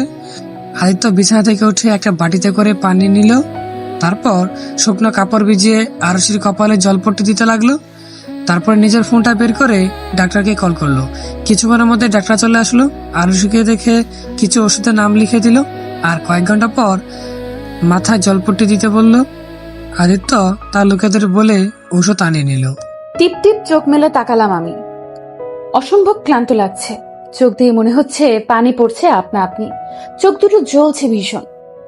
আমি বুঝে গেছি কালকের বৃষ্টিতে ভেজার পরিণতি হয়েছে এমন। হঠাৎই মনে হলো কপালে ঠান্ডা ঠান্ডা রেশ বয়ে যাচ্ছে। হুট করেই উঠে বসলাম আমি। কপাল থেকে সরিয়ে কিছুক্ষণ নিশ্চুপ ভাবে বসে রইলাম। এমন সময় দরজা খুলে হাতে স্যুপ নিয়ে রুমে ঢুকলো আদিত্য। আমায় এইভাবে বসে থাকতে দেখে দ্রুত গতিতে এসে স্যুপের বাটি পাশের টেবিলে রাখতে রাখতে বলল, বসছো কেন? শুয়ে থাকো। নিশ্চুপ ভঙ্গিতে আদিত্যের মুখের দিকে তাকালাম আমি। আদিত্য আমার চাহনি দেখে বলে উঠল, আমি জানি তুমি খুব ক্লান্ত, তাই চুপটি করে শুয়ে থাকো, আমি তোমায় খাইয়ে দিচ্ছি। আচ্ছা ওয়েট। এই বলে আদিত্য আমায় ধরে পেছনে একটা বালিশ দিয়ে শুইয়ে দিল। আদিত্যের কাছে অবাক আমি, কি করতে চাইছেন উনি? হুট করে আদিত্য স্যুপের বাটি হাতে নিয়ে বলল, হা করো। অবাক চোখে তাকালাম আমি আদিত্যের দিকে। আমার চাহনি দেখে আদিত্য বলে উঠল, কি হলো? হা করতে বলেছি, আমার মুখের দিকে তাকিয়ে থাকতে বলিনি। ছলো ছলো চোখে তাকালাম আমি আদিত্যের দিকে। হুট করে আদিত্য মুখের ভেতর স্যুপ দিয়ে দিল। আমি অবাক হয়ে আনমনে খেতে শুরু করলাম। কিছুক্ষণ যেতেই মুখ ঘুরিয়ে নিলাম আমি। আদিত্য আমার কাজ দেখে রেগে বলে উঠল, সবটা খেতে হবে? আরে খেতে ইচ্ছে করছে না। সেটা বললে তো শুনছি না। এক প্রকার জোর করে আদিত্য পুরো স্যুপ খাইয়ে দিল আমায়। তারপর রুমাল দিয়ে মুখ মুছিয়ে দিয়ে ওষুধ খাইয়ে দিয়ে আমায় শুইয়ে দিয়ে চলে গেল আদিত্য। আমি অবাক চোখে তাকিয়ে রইলাম আদিত্যের দিকে। এত বদলে গেল কি করে? রাগ অভিমান দুটোই হচ্ছে এই মুহূর্তে। যদি বদলানোরই ছিল, আগে কেন বদলালে না তুমি? সারাদিনটাই আদিত্যের সেবায় কেটে গেল। অদ্ভুত লাগলো সবকিছু। আদিত্য বদলে গেছে, তাহলে কি ও আমায় ভালোবাসে নাকি অন্য কিছু? মস্তিষ্কের কোণে প্রশ্ন এসে নাড়া দিল। উত্তর তো শুধু আদিত্যই দিতে পারবে। রাত 2টা, ক্লান্ত শরীর নিয়ে বিছানা থেকে উঠে বসলাম আমি। আদিত্য পাশেই বসে ঘুমিয়ে আছে। অদ্ভুত এক মায়া আছে আদিত্যের মুখে। সারাদিন ঘুমিয়ে থাকলে কি আর রাতে ঘুম আসে নাকি? তার উপর জ্বর, কোনো কিছু ভালো লাগছে না। হঠাৎই মায়ের কথা মনে পড়ে গেল আমার। আগে জ্বর আসলে মাকে সারা রাত জড়িয়ে ধরে ঘুমিয়ে থাকতাম। বড্ড মন খারাপ হচ্ছে এখন। আস্তে আস্তে বিছানা থেকে উঠে দাঁড়ালাম আমি। চারিদিকে আধো অন্ধকারে ঢেকে গেছে। জানালা ভেদ করে রাতের মৃদু আলো আসছে রুমে। ক্লান্ত মাখা শরীর নিয়ে আস্তে আস্তে হেঁটে জানালার পাশে দাঁড়ালাম আমি। আকাশটা পুরো পরিষ্কার, কোথাও কোনো তারার রেখা নেই। আনমনে এই আকাশের দিকে তাকিয়ে আছি আমি। এদিকে আদিত্যের আচমকাই ঘুম ভেঙে যায়। আবছা চোখে পাশে আরশিকে না দেখে গাবড়ে আটকে উঠলো সে। লাফ মেরে বিছানা থেকে উঠে দাঁড়ালো সে। চারপাশে চোখ বুলিয়ে জানালার পাশে আরশিকে দেখতে পেয়ে স্বস্তি নিঃশ্বাস ফেললো সে, যেন তার আপন মনে প্রাণ ফিরে পেয়েছে। এই জন্যই বলা হয়েছে, কারো মায়ায় জড়িও না প্রিয়। প্রিয় মানুষটা একটু চোখের আড়াল হলেই দম বন্ধ হয়ে যাওয়ার পরিণতি চলে যায়। বরাবরই আদিত্যর ভালোবাসা কি জানা ছিল না তার, তাই হয়তো এখন একটু বেশি ভয় হয় তার। হুট করেই আদিত্য দৌড়ে গিয়ে পিছন থেকে জড়িয়ে ধরল আরশিকে। আচমকা কেউ জড়িয়ে ধরাতে ঘাবড়ে গেলাম আমি। শরীর কাঁপছে আমার। তুমি এখানে দাঁড়িয়ে আছো, জানো তোমায় না দেখতে পেয়ে কতটা ভয় পেয়ে গিয়েছিলাম আমি। আদিত্যের মুখের কথা শুনে কি উত্তর দিব আমি ভুলে গেছি। অনেক কিছু বলতে ইচ্ছে করছে, কিন্তু শরীর সেটা যাচ্ছে না। আর কিছুক্ষণ দাঁড়িয়ে থাকলেই হয়তো আমি মাথা ঘুরে পড়ে যাব। আনমনেই আদিত্যকে বলে উঠলাম আমি, আমায় বিছানায় নিয়ে চলুন। আদিত্য আমার কথা শুনেই কোলে তুলে নিল। তারপর বিছানায় নিয়ে এসে বসিয়ে দিয়ে বলল, না ঘুমিয়ে ওখানে কি করছিলে তুমি?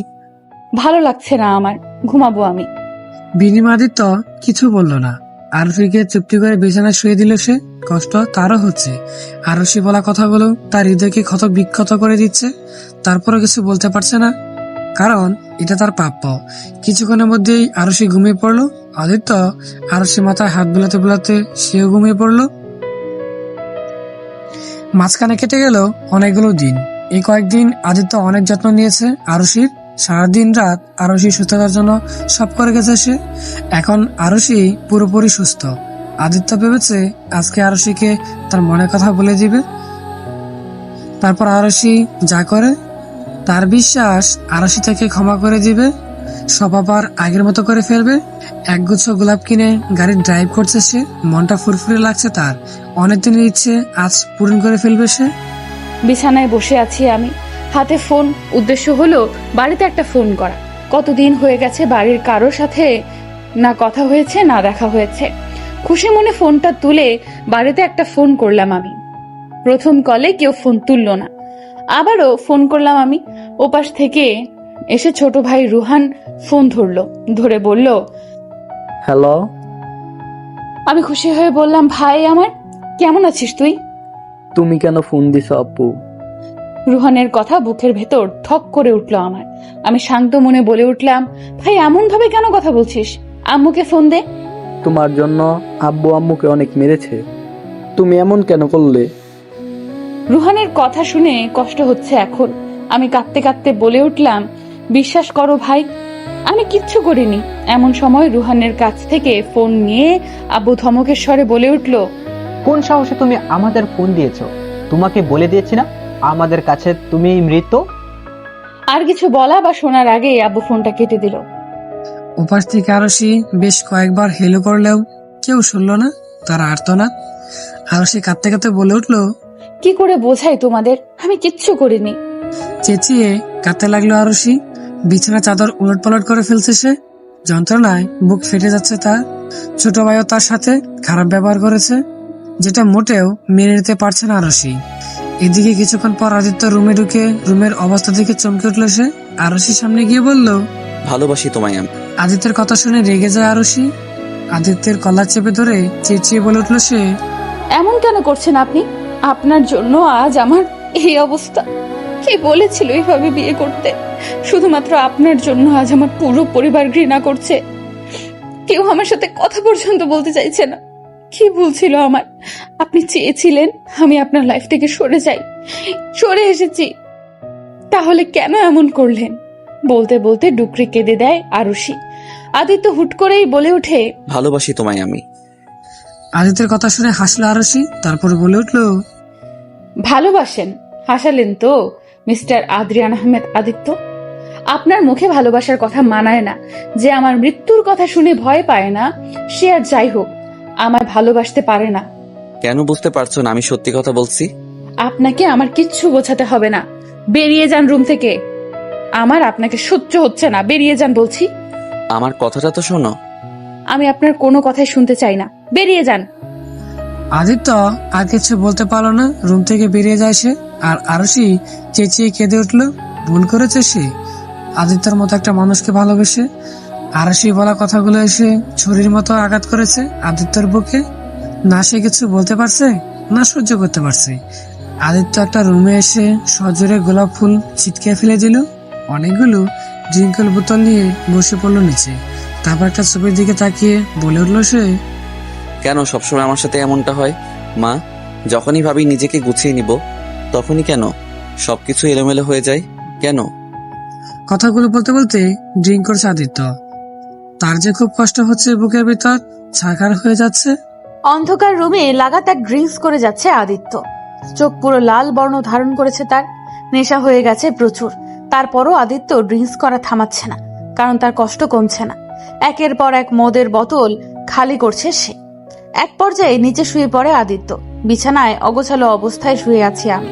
কোনোভাবেই ঘুম আসছে না, কষ্ট হচ্ছে খুব।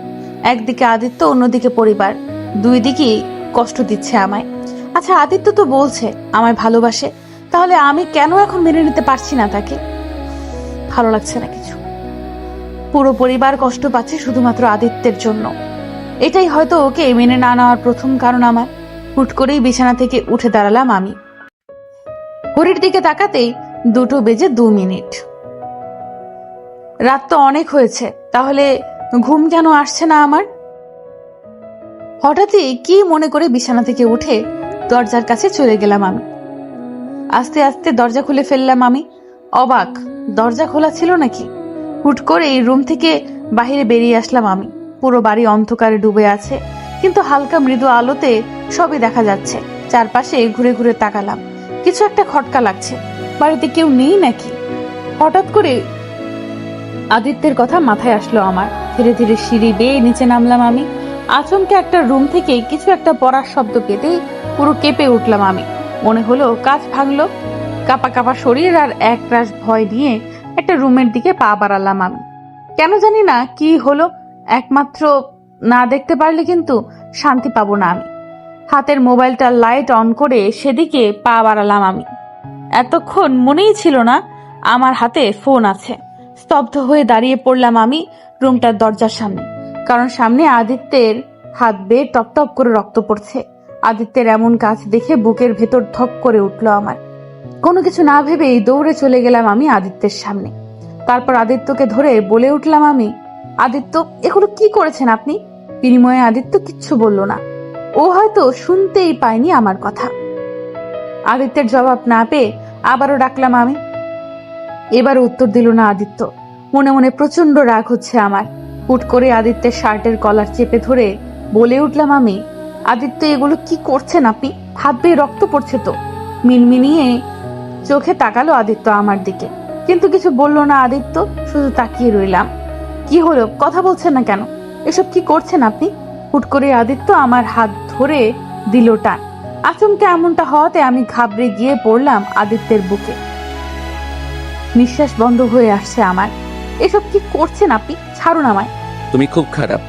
আদিত্যের মুখে এমন কথা শুনে লাফালাফি বন্ধ করে দিলাম আমি। হুট করে বলে উঠলাম আমি, কি? তুমি খুব খারাপ জানো, খালি আমায় কষ্ট দাও। আর আপনি যে আমায় কষ্ট দিচ্ছেন, এখনো কষ্ট দিয়ে যাচ্ছেন তার বেলায়। মানুষ মাত্রই তো ভুল হয়। আমিও ভুল করেছি, তোমায় বুঝতে ভুল করেছি, নিজেকে বুঝতে ভুল করেছি আমি জানি ওইভাবে বিয়ে করা উচিত হয়নি তোমায়, কিন্তু কি করতাম আমি? ওইভাবে বিয়ে না করলে সারা জীবনের জন্যই যে তোমায় হারিয়ে ফেলতাম আমি। আর তোমায় ছাড়া থাকা যে খুব কষ্টের, আমি আর নিতে পারছি না। বিশ্বাস করো, সেই ছোটবেলা থেকে কষ্ট নিতে নিতে বড় হয়েছি আমি। সেই ছোটবেলায় বাবা মা মারা যায় আমার, সেই থেকে কষ্ট করতে করতে আজ আমি এমন হয়ে গেছি। এতটা কঠোর এ হাত দিয়ে কম মানুষকে মারিনি আমি। তুমি যখন সাথে ছিলে তখন তো বুঝতে পারিনি কখন তোমার ওইসব পাগলিগুলোকে ভালোবেসে ফেলেছি আমি। যখন বুঝতে পারলাম তখন যে খুব দেরি হয়ে গেছে। তাই তো এইভাবে প্লিজ আর কষ্ট দিও না আমায়। আমার যে তোমার অবহেলাগুলো আর নিতে পারছি না। আমার ভিতরটা জ্বলে পড়ে ছারখার হয়ে যাচ্ছে। একসাথে কথাগুলো বলে কেঁদে উঠলো আদিত্য। এদিকে আমি আদিত্যের মুখে এসব কথা শুনে কি বলবো বুঝতে পারছি না। আমারও তো কষ্ট হচ্ছে, হুট করে আদিত্য শক্ত করে জড়িয়ে ধরলো আমাকে, তারপর বলে উঠলো, প্লিজ আমায় ছেড়ে যেও না, সবাই চলে গেছে আমায় একা করে দিয়ে। আমার মা, আমার বাবা, সবাই, প্লিজ তুমি যেও না। তুমি চলে গেলে আমি তো সত্যি সত্যি মরে যাব। আদিত্যের কথা শুনে কলিজা কেঁপে উঠলো আমার, কিন্তু কিছু বলতে পারলাম না আমি। এতটা কষ্ট পাচ্ছে আদিত্য আমার জন্য। কিছুক্ষণ পর হঠাৎই মনে পড়ে গেল আমার আদিত্যের হাত দিয়ে রক্ত পড়ছে। এখন কি করব? আদিত্য যেভাবে ধরে আছে, আমার পক্ষে কি ওকে বাইরে নিয়ে যাওয়া সম্ভব? আবারও ডাকলাম আদিত্যকে, প্লিজ সবার আগে এখান থেকে চলুন, আপনার হাত বেয়ে রক্ত পড়ছে তো। বিনিময়ে আদিত্য কোনো জবাব দিল না। শেষমেশ কোনো উপায় না পেয়ে আদিত্য ধরে উঠে দাঁড়ালাম আমি। তারপর আদিত্যের হাত আমার কাঁধে দিয়ে হাঁটা শুরু করলাম। ধীরে ধীরে হাঁটতে শুরু করলাম আমি, এক হাতে মোবাইল। প্রচুর কষ্ট হচ্ছে। হঠাৎই সামনের সোফার সাথে ধাক্কা লেগে পড়ে গেলাম সোফার উপর আমরা। আমি নিচে আর আদিত্য উপরে। হায় রে, এখন কি হবে? এত বড় ছেলেকে আমার মতো এত পুচকি একটা মেয়ে কখনো নিয়ে আসতে পারে নাকি? তারপর যে হারে ড্রিঙ্কস করেছে, সমস্ত ভার তো আমার উপরেই দিয়ে দিয়েছে মনে হয়। আস্তে আস্তে আদিত্যকে ছাড়িয়ে উঠে দাঁড়িয়ে জোরে জোরে শ্বাস ফেলতে শুরু করলাম আমি। আমার পক্ষে একে উপরে নিয়ে যাওয়া কোনোভাবে সম্ভব নয়। আদিত্যকে সোফায় রেখে আগে রুমটায় আলো জ্বালাতে হবে। ওর জন্য সবার আগে লাইট অন কর আরুষি। ভাবতে ভাবতে পুরো রুমে তাকিয়ে সুইচ খুঁজতে লাগলাম। কিছুক্ষণের মধ্যে পেয়েও গেলাম। সুইচ টিপ দিতেই পুরো রুম আলোকিত হয়ে গেল। তারপর দৌড়ে উপরে চলে গেলাম। ড্রয়ার থেকে স্ট্যাভলন আর ব্যান্ডেজ নিয়ে আসলাম। আদিত্যের সামনে গিয়ে আদিত্যের হাত পরিষ্কার করে দিতে লাগলাম আমি। সূর্যের ফুরফুরে আলোতেই ঘুম ভাঙল আদিত্যের। মাথাটা অসম্ভব বার হয়ে আছে তার। ধীরে ধীরে উঠে বসতে নিলে সে আচমকা হাত আটকে যায় তার। আর মনে ঘুরে তাকিয়ে আরশিকে দেখে অবাক হয় সে। পরক্ষণেই আরশির মায়াবী মুখ দেখে ঠোঁটে মুচকি হাসি ফুটে ওঠে তার। আদিত্যের হাত ধরেই বসে ঘুমিয়ে পড়ে সে। আর মনেই আদিত্যের হাত চলে যায় আরশির কপালে থাকা চুলের দিকে। হাত দিয়ে সরিয়ে কানের পাশে গুজিয়ে রাখলো আদিত্য। আদিত্যের হাতের স্পর্শে হালকা নড়ে উঠলো আরশি। আরশিকে নড়তে দেখে আদিত্য চোখ বন্ধ করে আবারও শুয়ে পড়লো। হুট করেই ঘুম ভেঙে গেল আমার। চোখ মেলিয়ে দেখলাম এখনো আদিত্য ঘুমাচ্ছে। আনমনে উঠে দাঁড়ালাম আমি। আদিত্যের কপালে হাত দিতেই আদিত্য চোখ মেলে তাকালো। আচমকা এমনটা হওয়াতে কিছুটা ঘাবড়ে গেলাম আমি। কোনো কিছু না বলে সরে আসতে নিলাম আমি। সাথে সাথে আদিত্য উঠে বসে বলল, আমাকে ভালোবাসো? সকাল সকাল আদিত্যের মুখে এমন কথা শুনে অবাক হলাম আমি। তারপর বলে উঠলাম, না বাসি না, আপনাকে ভালোবেসে আমার কি লাভ? বলে হনহন করে চলে গেলাম আমি। এদিকে আদিত্য মনে মনে হাসলো। তারপর বলে উঠলো, আমি জানি তুমি আমায় এখনো ভালোবাসো। এখন একটু অভিমান করে আছো, ঠিক আছে। আজ থেকে তোমার অভিমান ভাঙানোর দায়িত্ব নিলাম আমি। রাতে বিছানায় বসে আছি আমি। এমন সময় হুট করে আদিত্য রুমে এসে কোলে তুলে নিল আমায়। আদিত্যের এমন কাজে অবাক হলাম আমি। ঘাবড়ে গিয়ে আদিত্যের শার্টে খামচে ধরে বললাম, কোথায় নিয়ে যাচ্ছেন আমায়? বিনিময়ে আদিত্য কিচ্ছু বলল না। কোলে করেই হাঁটা শুরু করলো সে। আর আমি অবাক চোখে তাকিয়ে রইলাম তার দিকে। আদিত্য কোলে করে এনে গাড়িতে বসিয়ে দিল আমায়। তারপর নিজেও ড্রাইভিং সিটে বসে গাড়ি চালাতে শুরু করলো। বেশ কিছুক্ষণ পর আদিত্য গাড়ি থামিয়ে দিল। তারপর আমার হাত ধরে বলল, চলো। হ্যাঁ না কিছু বলার আগেই আদিত্য হাত ধরে হাঁটতে শুরু করলো। কিছু দূর হাঁটতে একটা আইসক্রিমের দোকানের সামনে দাঁড়ালো। তারপর বলে উঠলো, আইসক্রিম খাবে? আদিত্যের কথা শুনে মুখ ঘুরিয়ে নিলাম আমি। আদিত্য কিছু না বলেই দুটো আইসক্রিম নিয়ে আসলো। তারপর আমার হাতে ধরিয়ে দিয়ে ধমক দিয়ে বলল, খাও। আদিত্যের ধমক শুনে পুরো কেঁপে উঠলাম আমি। বাবা গো, মনে হয় পুরো চটে আছে। ভয়ে আদিত্যের হাত থেকে আইসক্রিম নিয়ে নিলাম আমি। তারপর আইসক্রিম খেতে শুরু করলাম। আদিত্য আমার কাণ্ডে হাসলো। তারপর আমার হাত ধরে হাঁটতে শুরু করলো সে। তার কাজে রীতিমতো অবাক আমি। কিছুটা আগের আমির মতো বিহেভ করছে সে। জ্যোৎস্না ভরা রাত, আকাশে কয়েক শত তারা ঝলমল করছে। তার সাথে ফুরফুরে বাতাস, সব মিলে একটা অসম্ভব সুন্দর একটা পরিবেশ। আর এমন পরিবেশ দিয়ে আমার হাত ধরে হাঁটছে আদিত্য। উপর উপরে রেগে থাকলেও ভেতর থেকে অসম্ভব খুশি আমি। এমন সময় সামনে কিছুটা দূরে ফুচকার দোকান দেখতে পেলাম, কিন্তু সেটা আদিত্যকে কিভাবে বলবো? দোকানের ফুচকার দিকে তাকাতেই ঠোঁট বাহিরে বেরিয়ে আসলো আমার। খুব রেগে থাকলে এই এক ঝামেলা, যায় না কিছু বলা, যায় না কিছু করা। আমরা ফুচকাওয়ালার দোকান টপকে চলে যাচ্ছি। ধুর, ভালো লাগে না। কিছুটা দূর যেতেই হঠাৎই আদিত্য দাঁড়িয়ে পড়লো, তার সাথে অবাক আমি। হঠাৎই আদিত্য বলে উঠলো, ফুচকা খেতে ইচ্ছা করছে, এটা বললেই তো হতো। বুঝলো কেমনে? যেভাবে তাকিয়েছিলে যে কেউ বুঝে যেত। ওভাবে তাকানোর মতো কিছু বলিনি, চলো তাড়াতাড়ি। এই বলে আবার উল্টো দিকে আমার হাত ধরে হাঁটা দিল আদিত্য। আমি আদিত্যের কাজে মনে মনে চরম খুশি হয়েছি। আদিত্য আমার হাত ধরে ফুচকাওয়ালার দোকানের সামনে নিয়ে গেল। তারপর পরপর 3 প্লেট ফুচকা খেলাম, আর আদিত্য শুধু আমার মুখের দিকে তাকিয়েছিল। পরের দিন বিকেলে ফুরফুরে আলোকিত সুন্দর একটা পরিবেশে ব্রিজের উপর দিয়ে গাড়ি ড্রাইভ করছিল আদিত্য। হঠাৎই সে গাড়ি থামিয়ে দিল। তারপর আমার হাত ধরে নিয়ে গেল ব্রিজের নিচে। অসম্ভব সুন্দর আর মনোমুগ্ধকর পরিবেশ। আদিত্য আমার হাত ধরে নদীর কিনারায় চলে গেল। তারপর বলল, উঠবে নৌকায়? কোনো উত্তর দিলাম না। আদিত্য আর কিছু বলে আমার হাত ধরে উঠে পড়ল নৌকায়। নদীর ঢেউয়ের শব্দ আর আশেপাশের গাছপালা দিয়ে ঘেরা একটা জায়গা। মুহূর্তগুলো সুন্দর। হঠাৎই আদিত্য বলে উঠল, আমি জানি তুমি এখন আমায় খুব ভালোবাসো, শুধু তোমার অভিমানের দেয়ালটা একটু ভারী, তাই বলছো না। ঠিক আছে, কোনো ব্যাপার না, তোমায় কিছু বলতে হবে না। শুধু কখনো ছেড়ে যেও না আমায়। আমি যে তোমায় অসম্ভব ভালোবাসি। যেদিন তোমার অভিমানের দেয়াল হালকা হবে, সেদিন বেশি কিছু নয়, শুধু সুন্দর করে সেজে গুজে মুখ ফুটে বলো আমায়, অভিমানেই আছো তুমি। কথা দিচ্ছি আর কখনো কষ্ট দিব না তোমায়। এতটুকু বলে নৌকার উল্টা দিকে চলে গেল আদিত্য। আর আমি চুপটি করে আদিত্যের কথাগুলো শুনলাম। আদিত্য চলে যেতেই আনমনে হাসলাম আমি। অভিমান তো কবেই ভেঙে গেছে প্রিয়। মাঝখানে কেটে গেল পরপর অনেকগুলো দিন। সারাদিন ঘুরোঘুরি আর মজার মুহূর্তেই কেটেছে দিনগুলো। এই কয়েকদিনে বেশ কয়েকটা জায়গায় ঘুরেছি আমরা।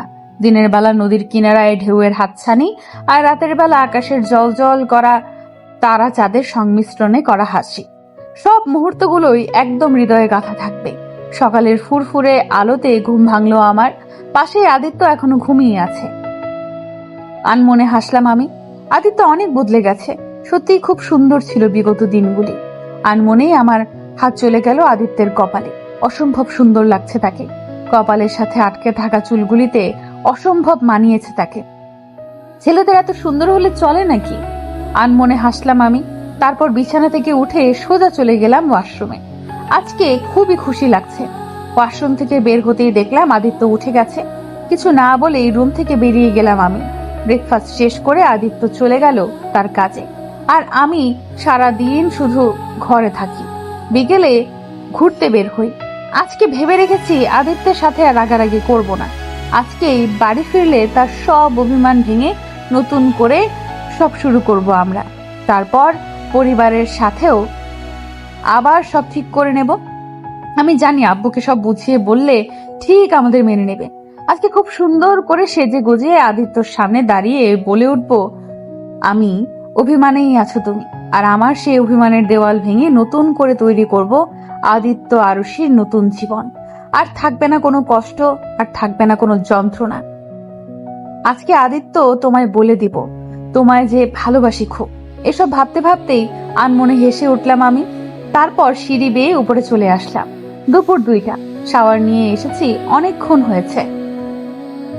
আজকে একটা রেড কালারের কাতান শাড়ি পরেছি, মুঠো ভর্তি লাল কাচের চুড়ি, চুলগুলো খোলা, সাথে চোখে কাজল, হালকা মেকআপ। ঘড়ির কাঁটায় দুপুর 2টো বেজে 2 মিনিট। আর কিছুক্ষণের মধ্যেই আদিত্য চলে আসবে। আজকে অনেক বড় সারপ্রাইজ দিব তোমার মাই কিউট জামাই। ভাবতেই খুশি খুশি লাগছে খুব। মাঝখানে পার হয়ে গেল অনেকটা সময়। ঘড়ির কাঁটায় 3টা বেজে গেছে, কিন্তু আদিত্য আসার নামগন্ধ নেই। একরাশ টেনশন মাখা মুখ নিয়ে রুমের মধ্যে পায়চারি করছি আমি। হঠাৎই কেন একটা অনুভূতি হলো আমার। আচমকা এমনটা হওয়ার কারণ বুঝলাম না। আদিত্যর কিছু হয়নি, হয়তো কোনো কাজে আটকে গেছে, এখনই চলে আসবে, এসব বলে নিজেকে সান্ত্বনা দিচ্ছি মনকে। কিন্তু মনটা অস্থির হয়ে আছে। টেনশনে কেটে গেল আরো 1 ঘন্টা। এখন পুরোই অবস্থা খারাপ হয়ে যাচ্ছে। এতটা দেরি হচ্ছে কেন? কি করব কিছুই বুঝতে পারছি না। অস্থিরতা কাজ করছে ভীষণ। বুকের ভেতর ভয় ভয় লাগছে। আচমকা ফোনের শব্দে আমি পুরো কেঁপে উঠলাম। কাপা কাপা হাতে ফোনটা তুলে নিলাম উপরে। আদিত্যের নাম দেখে একটু রেগে বলে উঠলাম, এত সময় লাগে কেন? বাড়ি ফিরতে, আর বাড়ি না এসে ফোন কেন দিচ্ছ? আর কিছু বলার আগেই অপর পাশ থেকে একটা অচেনা লোক বলে উঠল। ম্যাডাম, অপরিচিত কণ্ঠ কানে আসতে বুক কেঁপে উঠল আমার। আদিত্যের ফোনে অন্য কেউ। আমি কাপা কাপা গলায় বলে উঠলাম, বলুন, আপনি কে? আর আদিত্যের ফোন আপনি কেন ধরেছেন? আসলে ম্যাডাম, এই ফোনটা যার সে অ্যাক্সিডেন্ট করেছে। মুহূর্তের মধ্যে লোকটার কথা শুনে মনে হলো পায়ের নিচ থেকে মাটি সরে গেছে আমার। কি? ওনাকে হসপিটালে নেওয়া হয়েছে। আপনি চলে যান, খুব গুরুতর আঘাত পেয়েছে সে। লোকটার কথা শুনে পুরো কলিজা কেঁপে উঠল আমার। এটা হতে পারে না, আদিত্য! চেঁচিয়ে কেঁপে উঠলাম আমি। কিছুতেই কিছু মেনে নিতে পারছি না আমি। আমি তো ঠিক করে নিতে চেয়েছিলাম, তাহলে এটা কি হলো? আর ভাবতে পারছি না আমি। দ্রুত গতিতে হসপিটালে যেতে হবে আমার। হসপিটালের করিডোর দিয়ে দৌড়াচ্ছি আমি। বুকের ভেতর অসম্ভব যন্ত্রণা হচ্ছে। বারবার মনে হচ্ছে আদিত্যের কিছু হয়ে গেলে আমি কি করে বাঁচবো। চোখের পানি যেন থামছেই না। হসপিটালের বেডে ঢুকতেই কলিজা কেঁপে উঠল আমার। পুরো মুখে ব্যান্ডেজ দেওয়া আদিত্যের। সারা শরীরের অবস্থা খুব খারাপ, যা দেখে রীতিমতো অবস্থা খারাপ হয়ে গেল আমার। আমি দৌড়ে আদিত্যের হাত ধরে কেঁদে বলে উঠলাম, এসব কি হয়ে গেল আদিত্য? আমি তো এমন কিছু চাইনি। এমনটা কেন হলো আদিত্য? আমি তো ভেবেছিলাম আজকে তোমার সাথে সব অভিমান ভেঙে দিয়ে নতুন করে সব শুরু করব। তাহলে এটা কি হয়ে গেল? বলতে বলতেই কেঁদে উঠলাম আমি। হসপিটালের বেডে শুয়ে আছে আদিত্য। মাথায় আর পায়ে সম্ভবত আঘাত পেয়েছে সে। কি করে কি হলো সে যেন কিছুই বুঝতে পারলো না আদিত্য। এমনটা নয় যে সে রাস্তার মাঝখান দিয়ে ড্রাইভ করছিল। হুট করে একটা ট্রাক এসে পেছন থেকে ধাক্কা দিয়েছিল। ভাগ্য ভালো ছিল খুব, একটা ক্ষতি হয়নি তার। শুধু পায়ে বেশি আঘাত পেয়েছে আর মাথায়। এমন সময় হতবম্ব হয়ে দৌড়ে এসে তাকে জড়িয়ে ধরলো আরুষি। আচমকা এমনটা হওয়াতে আদিত্য পুরো ঘাবড়ে গেল। পরক্ষণেই নিজেকে সামলে নিল সে। আরুষি কেঁদে বলে উঠল, 2 মিনিটের জন্য আমার জানটা বেরিয়ে যাচ্ছিল, আর তুই এখানে আরামে শুয়ে আছিস। আরুষির কথা শুনে আদিত্য অবাক হয়ে বলল, কি? কি মানে? কিছুক্ষণ আগে ভুল পেশেন্টের কাছে গিয়ে কান্নাকাটি করছিলাম আমি। আরুষির কথা শুনে আদিত্য হাসবে না কাঁদবে বুঝতে পারছে না। এবার তাহলে ফ্ল্যাশব্যাকে যাওয়া যাক। কিছুক্ষণ আগে আরুষি আদিত্যের গাড়ির সামনে থেকে রিক্সা করে যাচ্ছিল একটা লোক। গাড়ির সাথে ধাক্কা লেগে গুরুতর আঘাত পেয়েছে সে। এতটা আঘাত পেয়েছে যে তার পুরো শরীর ব্যান্ডেজ করে রাখা হয়েছে। আর আরুষি যখন কান্না করছিল তখন সেই লোকটার বউ এসে আরুষিকে বলে, আর আরুষি পুরো বেবাচাকা খেয়ে যায়। বর্তমানে শালা, তুই একটা শয়তান বদমাশ, খুব খারাপ তুই। এই বলে আদিত্যের বুকে কিলঘুষি মারতে থাকে আরুষি। খুব ভয় পেয়েছিলে বুঝি? ভয় পাবো না? আমার নিঃশ্বাস বন্ধ হয়ে যাচ্ছিল। এত ভালোবাসো আমায়? না, আমি কাউকে ভালোবাসি না। এমন সময় রুমে ঢুকলো ডাক্তার। তাকে দেখে চোখ মুছে রুম থেকে বেরিয়ে আসলাম আমি। ডাক্তার হালকা হেসে বলল আদিত্যকে, খুব ভাগ্যবান তুমি, তোমায় খুব ভালোবাসে। আদিত্য ডাক্তারের কথা শুনে অবাক হয়ে বলল, আপনি কি করে বুঝলেন? কিছুক্ষণ আগে তোমায় মনে করে অন্য একটা পেশেন্ট ধরে অনেক কান্না করলো আর বলছিল তোমায় খুব ভালোবাসে, তাই আর কি। আদিত্য ডাক্তারের কথা শুনে হালকা হাসলো, তারপর বলে উঠলো, খুব ভালোবাসে আমায়। আজকে খুব জোর বেঁচে গেছো তুমি, কিন্তু অ্যাক্সিডেন্টটা করলে কি করে? আমি নিজেও জানি না। আমি তো খুব সুন্দরভাবে ড্রাইভ করছিলাম রাস্তায়, তেমন যেমন ছিল না। হঠাৎ কোথা থেকে একটা ট্রাক এসে ধাক্কা দিল। বিনিময়ে ডাক্তার আর কিছু বলল না। আদিত্যকে দেখে চলে যেতে নিল সে। এমন সময় দরজার সামনে দাঁড়িয়ে আরুষি বলে উঠল, আমি কি ওনাকে বাসায় নিয়ে যেতে পারি? আজকে দিনটা থাকুক, কালকে সকালে নিয়ে যেতে পারবেন। তবে হ্যাঁ, অনেক সেবা যত্ন করতে হবে কিন্তু। ওটা নিয়ে বেশি ভাববেন না ডাক্তার, ওর কোনো অসুবিধা হবে না। রাত 10টা, আদিত্যকে খাবার খাইয়ে দিচ্ছি আমি, আর আদিত্য নিশ্চুপ ভাবে খাচ্ছে। এমন সময় রেগে বলে উঠলাম আমি, চোখ কি পেছনে নিয়ে গাড়ি চালাচ্ছিলেন যে অ্যাক্সিডেন্ট হয়ে গেল? কয়েক ঘন্টা আগে তুই, আর এখন সোজা আপনিতে চলে গেছ। যেটা বলেছি সেটার উত্তর আগে দিন। জানি না কিভাবে কি হলো, হঠাৎ পিছন দিক থেকে একটা ট্রাক এসে ধাক্কা দিল। শত্রুতামি ছিল নাকি ট্রাকের সাথে? সেটা কি করে বলবো। তাহলে কি বলতে পারেন? আরে রেগে যাচ্ছ কেন? আমি তো সত্যি কথাই বলেছি। হইছে, আর কিছু বলতে হবে না। খাওয়া শেষ, এখন ওষুধ খেয়ে ঘুমিয়ে পড়ুন। শাড়িতে কিন্তু তোমায় খুব সুন্দর লাগছে, তা হঠাৎ শাড়ি পরছিলে কেন? এতক্ষণ পর মনে পড়লো আমি আদিত্যের জন্য সেজেছিলাম। যাক, কোনো ব্যাপার না, আদিত্য সুস্থ হলে বলবো।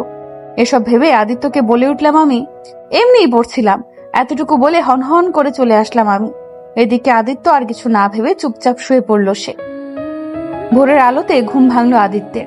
রুমের জানালা ভেদ করে আলো আসছে তাদের রুমে। একটু পাশ ঘুরতেই আরশিকে শুয়ে থাকতে দেখে হাসলো আদিত্য।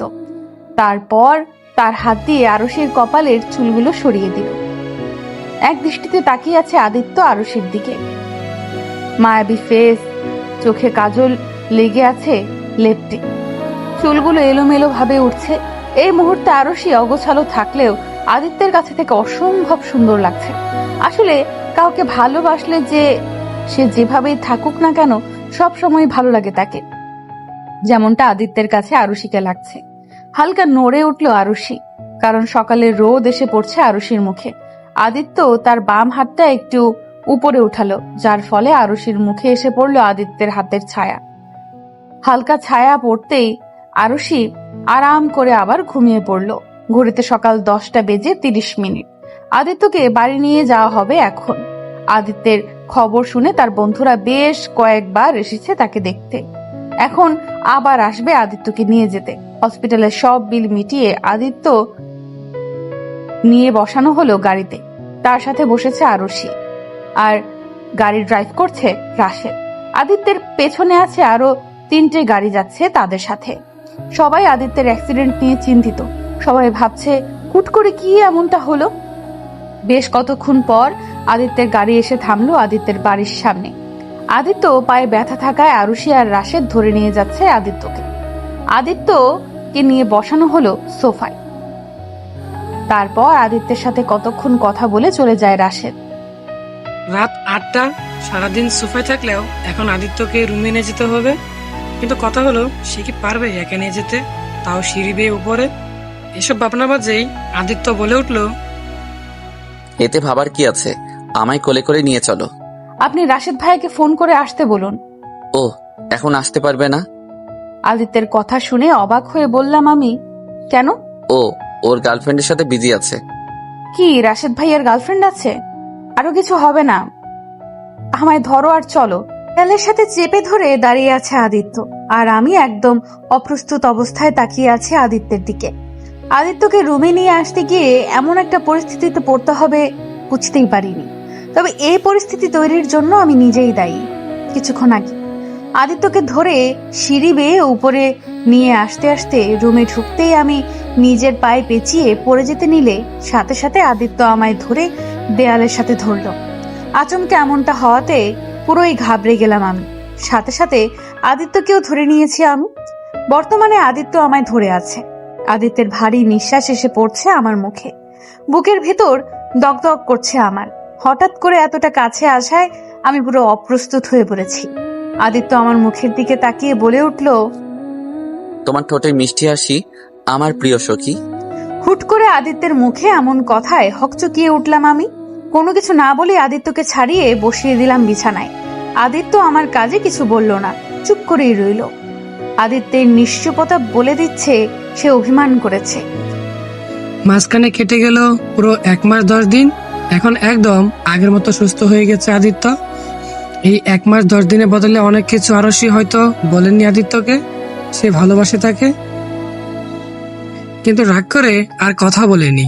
বলতে গেলে সবকিছু স্বাভাবিক হয়ে গেছে আদিত্য আর আরশির মধ্যে। শুধু আরশি মুখে প্রকাশ করেনি এখনো সে আদিত্যকে ভালোবাসে। সন্ধ্যার প্রহরের আলো, সূর্যের রক্ত লাল করা আলোকিত সন্ধ্যায় বিছানায় বসে আছি আমি। মনের ভেতর এক অদ্ভুত শিহরণ বয়ে চলেছে। আদিত্যের সাথে স্বাভাবিক হলেও কোথাও কিছু ঠিক নয়। মনের ভেতর শূন্যতা, ভালোবাসার শূন্যতা, কিছুটা পরিবারের আর বাকিটা আদিত্যের। কবে সব ঠিক হবে ভেবে দীর্ঘশ্বাস ফেললাম আমি। এমন সময় রুমে আসলো আদিত্য। আমায় মনমরা হয়ে বসে থাকতে দেখে বলে উঠল, মন ভালো নেই? আচমকা কারো মুখে এমন কথা শুনে সামনে তাকালাম আমি। আদিত্য দেখে বলে উঠলাম, না তেমন কিছু নয়। হুট করে আদিত্য আমার হাত ধরে বলল, চলো। আমি অবাক চোখে তাকিয়ে বলে উঠলাম আদিত্যকে, কোথায়? আরে চলো না, গেলে দেখতে পাবে। এই বলে কিছু ব্যাগ আমার হাতে গুছিয়ে দিয়ে বলল সে। এগুলো সব পড়ে ফেলো, তোমার জন্য এনেছি। এগুলো পরেই বের হবে তুমি। বিনিময়ে কিছু বললাম না আদিত্যকে, হাত থেকে ব্যাগগুলো নিয়ে শুধু মাথা নাড়ালাম। আদিত্য হাসলো শুধু, তারপর বেরিয়ে গেল রুম থেকে। আদিত্য বের হতেই ব্যাগটা খুললাম। অসম্ভব সুন্দর রেড কালারের একটা জর্জেট চুড়িদার, অসম্ভব সুন্দর, সাথে হালকা কিছু গহনাপত্র, আর তার সাথে ছোট্ট একটা চিরকুট। মুচকি হেসে চিরকুটটা হাতে নিলাম আমি। চিরকুট খুলতেই উপরে লেখা কিছু কথা। আমার প্রিয় ময়ূরী জান, বেশি কিছু নয়, চুলগুলো খুলে সাথে সামান্য কিছু সাজে সজ্জিত হয়ে এসো আমার কাছে। আজকে যে মনের গহীন দিয়ে তোমায় বলবো অনেক কিছু। বেশি অপেক্ষা করিও, খুন হয়ে যাবো যে। তবে তোমার মায়াবী মুখ আর মায়াবী কিছু সাজে সজ্জিত হওয়া মুখখানা খুব যে দেখতে ইচ্ছে করছে। বেশি অপেক্ষা করিও না প্লিজ, আমি তো পাগল হয়ে যাব। তবে ময়ূরী জান। আদিত্যের দেওয়ার চিরকুট দেখে মনে হাসলাম আমি। তারপর তাড়াতাড়ি তৈরি হতে লাগলাম আদিত্যের দেওয়া উপহার। সিঁড়ি বেয়ে নিচে নামলাম আমি। আদিত্যের দেওয়া সব উপহার পরে আদিত্যর সামনেই সোফায় চুপ করে বসে আছে। পরনে তার ব্ল্যাক শার্ট আর ব্ল্যাক জিন্স। শার্টের হাতা কোনই পর্যন্ত ফোল্ড করা, চুলগুলো সুন্দর করে সাজানো, হাতে ব্র্যান্ডেড কালো ঘড়ি, সব মিলিয়ে অসম্ভব সুন্দর লাগছে তাকে। আমি আনমনে হেসে চলে গেলাম। তার সাথে হালকা কাশি দিতেই আদিত্য আমায় দেখে চটজলদি বলে উঠল, চলে এসেছো, চলো তাড়াতাড়ি। আমি কিছু বলার আগেই আদিত্য আমার হাত ধরে হাঁটা শুরু করে দিল। আমি অবাক চোখে শুধু তাকিয়ে রইলাম আদিত্যের দিকে। আদিত্য আমায় নিয়ে এসে গাড়িতে বসিয়ে দিল।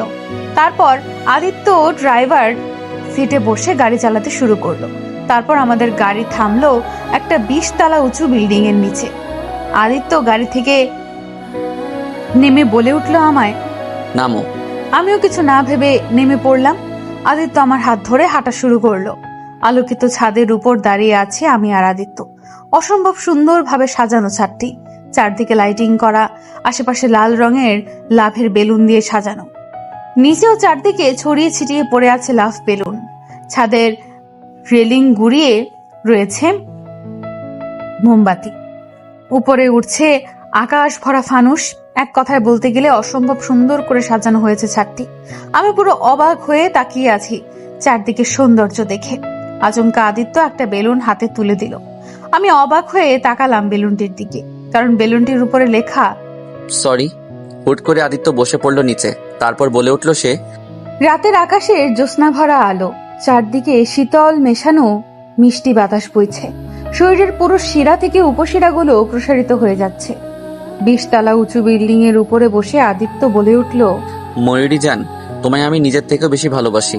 আমি জানি তুমিও আমায় ভালোবাসো, হয়তো আমার থেকেও বেশি। জানি তোমার অভিমানের দেয়ালটা একটু ভারী, কিন্তু অনেক তো হলো।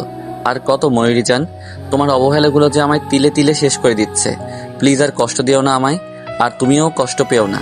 আমি তোমায় কথা দিচ্ছি, সবকিছু আবার আগের মতো করে দিব। তোমার ফ্যামিলির সবাইকে তোমার সামনে নিয়ে আসবো আমি। কিন্তু প্লিজ আর অভিমান করে থেকো না আমার উপর। এখন তো তোমার অভিমানের দেয়াল ভেঙে ভালোবাসো আমায়, আবার আগের মতো করে ময়ূরী জান। এতটুকু বলে থেমে যায় আদিত্য। তারপর আবার বলে উঠল সে, তোমার অভিমানের দেয়াল ভাঙবে কি আজকে? যেখানে সাক্ষী থাকবে ওই আকাশের চাঁদটা, ভরা আকাশ জুড়ে তারাগুলো, এই আলোকিত ক্যান্ডেলগুলো। তোমার অভিমান ভেঙে গেলে আবার নতুন করে সবকিছু শুরু করব আমরা। তাহলে সেখানে থাকবে শুধু আদিত্য আরুষির ভালোবাসার কাহিনী। বলেই আদিত্য আমার দিকে একটা ডায়মন্ডের আংটি এগিয়ে দিল। এদিকে আমি নিশ্চুপ হয়ে দাঁড়িয়ে আছি। এমনটা নয় যে আদিত্যের উপর আমার কোনো অভিমান আছে। আমার অভিমানের দেয়াল তো সেই কবেই ভেঙে গেছে। এসব ভেবে মুচকি হেসে হাত এগিয়ে দিলাম আদিত্যের দিকে। আদিত্য আমার কাছে চরম খুশি।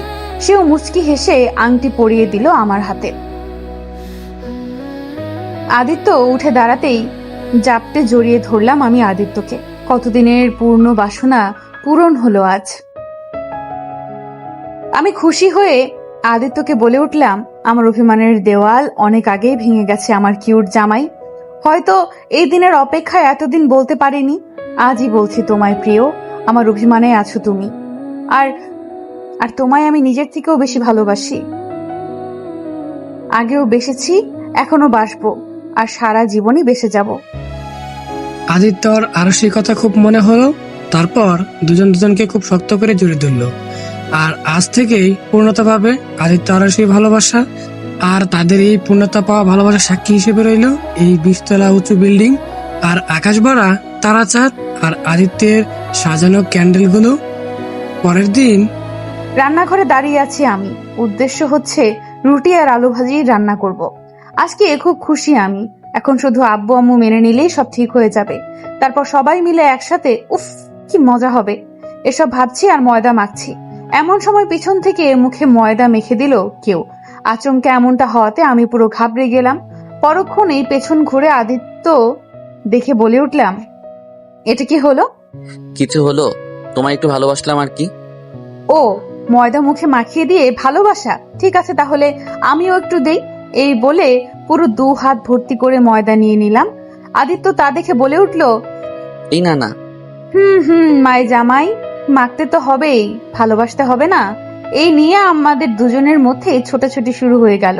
পুরো রান্নাঘরে দৌড়াদৌড়ি শুরু হয়ে আদিত্য আমার মুখে ময়দা মেখে দিচ্ছে, আমি আদিত্যের মুখে। রুটি আর বানানো হলো না, ময়দা দিয়ে হাডুডু হয়ে গেছে। হুট করে দৌড়াদৌড়ির মাঝখানে আদিত্য জড়িয়ে ধরলো আমায়। আচমকা এমনটা হওয়াতে আমি ভরকে গেলাম। তারপর আরো ময়দা দিয়ে আদিত্য চুল মুখে পুরো ভরিয়ে দিয়েছে।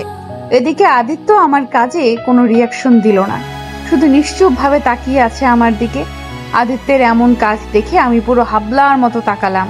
তারপর বলে উঠলাম, কি হলো, এইভাবে তাকিয়ে আছো কেন? তোমার চোখে যে অদ্ভুত মায়া আছে ময়ূরীজান। মানে? বলতেই আদিত্য একটু কাছে এগোতে লাগলো আমার। আদিত্যের এমন কাজে অবাক হয়ে বললাম আমি, ওভাবে এগোচ্ছ কেন? বিনিময়ে আদিত্য কিছু বলল না, চুপচাপ এগোতে লাগলো আরুষির দিকে। এক পর্যায়ে দেয়ালের সাথে লেগে গেলাম আমি। এদিকে আদিত্য থামার নাম নেই।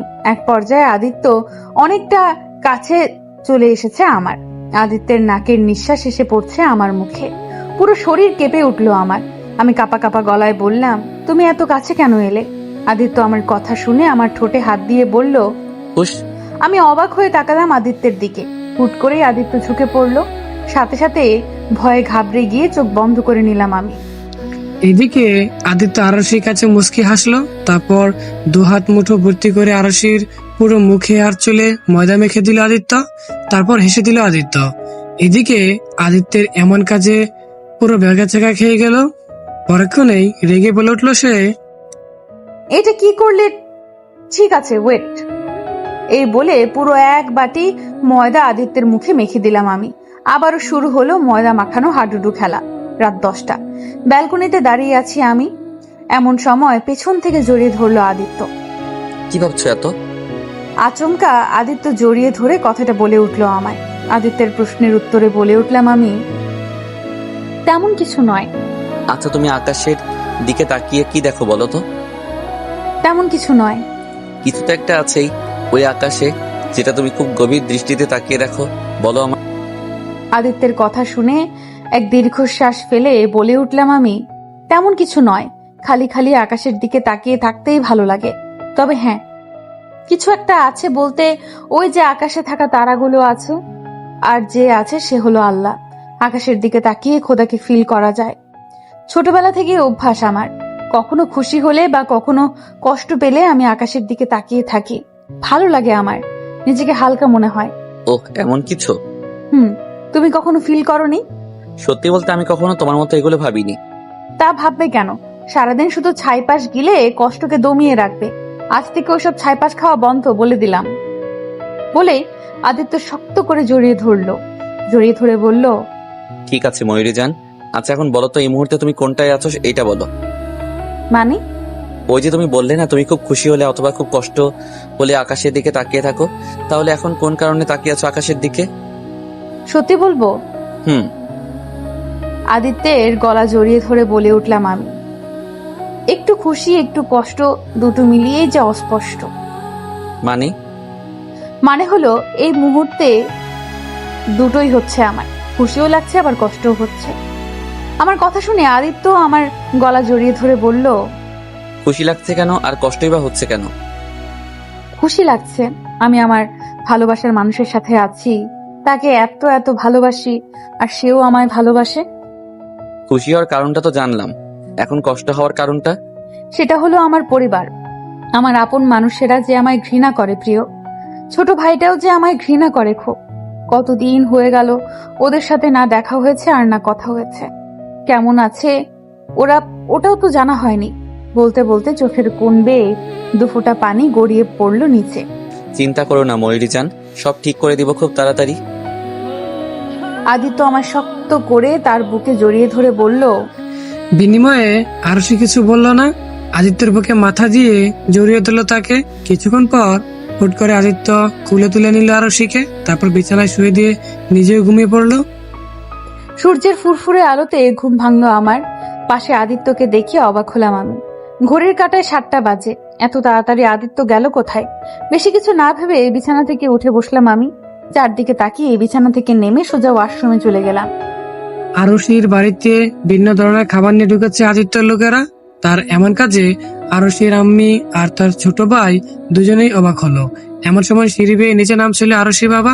এত লোককে একসাথে ঢুকতে দেখে অবাক হয়ে বলল সে, সেসব কি হচ্ছে? আর তোমরা কারা? এগুলো নিয়ে কোথায় যাচ্ছ? বিনিময়ে লোকগুলো কোনো উত্তর না দিয়ে তাদের মতো তারা কাজ করতে লাগলো। এদিকে আরশির বাবা রেগে মেগে বলে উঠলো, কি হলো? তোমরা কথা বলছো না কেন? কে পাঠিয়েছে এগুলো? এমন সময় দরজার সামনে দাঁড়িয়ে থেকে আদিত্য বলে উঠলো, চাপ নিবেন না শ্বশুর মশাই, এগুলো আমি নিয়ে আসছি। বলতে বলতে সোফায় বসে পড়ল আদিত্য। আদিত্যকে দেখে রেগে গিয়ে বলল, তুমি? হ্যাঁ আমি। কি ভেবেছিলেন আপনার জামাই কখন আসবে না আপনাদের বাড়িতে? 10টা না 5টা না একটা মাত্র জামাই আপনার। এত তাড়াতাড়ি ভুলে গেলে চলবে নাকি শ্বশুর মশাই? তোমার ফালতু কথা বাদ দিয়ে আগে বলো এখানে কেন এসেছো? আর একা আসছো নাকি? কেন, মেয়েকে আনলে খুশি হতেন বুঝি? এই বলে আদিত্য তার চোখের কালো চশমাটা খুলে সামনের টেবিলে রাখলো। এমন সময় আদিত্য রানা লোকেদের মধ্যে একজন বলে উঠলো, ভাই সবকিছু রাখা হয়ে গেছে। ঠিক আছে, এখন তাহলে তোরা যা, বাকিটা আমি একাই শ্বশুর মশাইয়ের সাথে বুঝে নিব, তাই না শ্বশুর মশাই? ওকে ভাই। বলেই আদিত্যের লোকেরা চলে গেল বাহিরে। আদিত্যের লোকেরা চলে যেতেই আদিত্য আরশির বাবাকে বলে উঠলো, কি হলো শ্বশুর মশাই, দাঁড়িয়ে আছেন কেন? বসুন না। আদিত্যের কথা শুনে আরশির বাবা বসলো না। যা দেখে আদিত্য বলে উঠলো, আহা শ্বশুর মশাই, দাঁড়িয়ে থাকবেন তাহলে, বসবেন না? আদিত্যের কোনো হেলদোল হলো না আরশির বাবার। যা দেখে আদিত্য রেগে মেগে চেঁচিয়ে বলে উঠলো, আপনি কি আমার বাংলা কথা বুঝতে পারছেন না? বলে সজোরে হাতের পিস্তল দিয়ে টেবিলের উপর একটা বাড়ি মারলো। সাথে সাথে বাড়ির সবাই পুরো কেঁপে পড়লো। আদিত্য আবার বলে উঠলো, বসুন। সাথে সাথে আরশি বাবা বসে পড়লো সোফায়। তিনি বসতেই আদিত্য জোরে জোরে দুবার শ্বাস ফেলে নিজেকে কন্ট্রোল করে শান্ত গলায় বলে উঠলো, দেখুন, এখানে আমি না কোনো ঝগড়া করতে এসেছি না কোনো ঝামেলা করতে। আমি চাই আপনাদের আর আরশির মধ্যে যে ভুল বোঝাবুঝিটা হয়েছে সেটা সংশোধন করতে। তাই আমি হাত জোর করে অনুরোধ করছি, আমায় রাগাবেন না, আর কথাটাকে থ্রেট হিসেবে নিবেন না, অনুরোধ হিসেবে নিবেন। তুমি কি আমায় ভয় দেখাচ্ছ? এই যে শ্বশুর মশাই, এইমাত্র বললাম থ্রেট হিসেবে নিয়ে নিবেন না। তারপরও আদিত্য কিছুক্ষণ চুপ থেকে বলল, দেখুন শ্বশুর মশাই, যেটা হয়েছে সেটার জন্য আরশির কোনো দোষ নেই। যা করেছি সব আমি করেছি, তাই প্লিজ আরশির উপর আর রাগ করে থাকবেন না। ও যে আপনাদের ছাড়া ভালো নেই, আমি জানি আপনারাও আরশিকে ছাড়া ভালো নেই। তাই আমি আপনাদের কাছে হাত জড়ো করে বলছি, প্লিজ আর রাগ করে থাকবেন না। আপনার সব রাগ তো আমার উপর, প্লিজ তার শাস্তি আরশিকে দিবেন না। এই কয়েকদিনে এমন দিন নেই যেদিন আরশি আপনাদের কথা ভেবে কাঁদেনি। প্লিজ ওকে কাঁদাবেন না। প্লিজ সব ভুলে গিয়ে আবার আগের মতো করে আরশিকে আপন করে নিন, প্লিজ শ্বশুর মশাই। আরশি বাবা আদিত্যের কথাগুলো চুপচাপ শুনে কিছুক্ষণ পর বলে উঠলো, তুমি কি চাচ্ছ আমি তোমাকে জামাই হিসাবে মেনে নেব?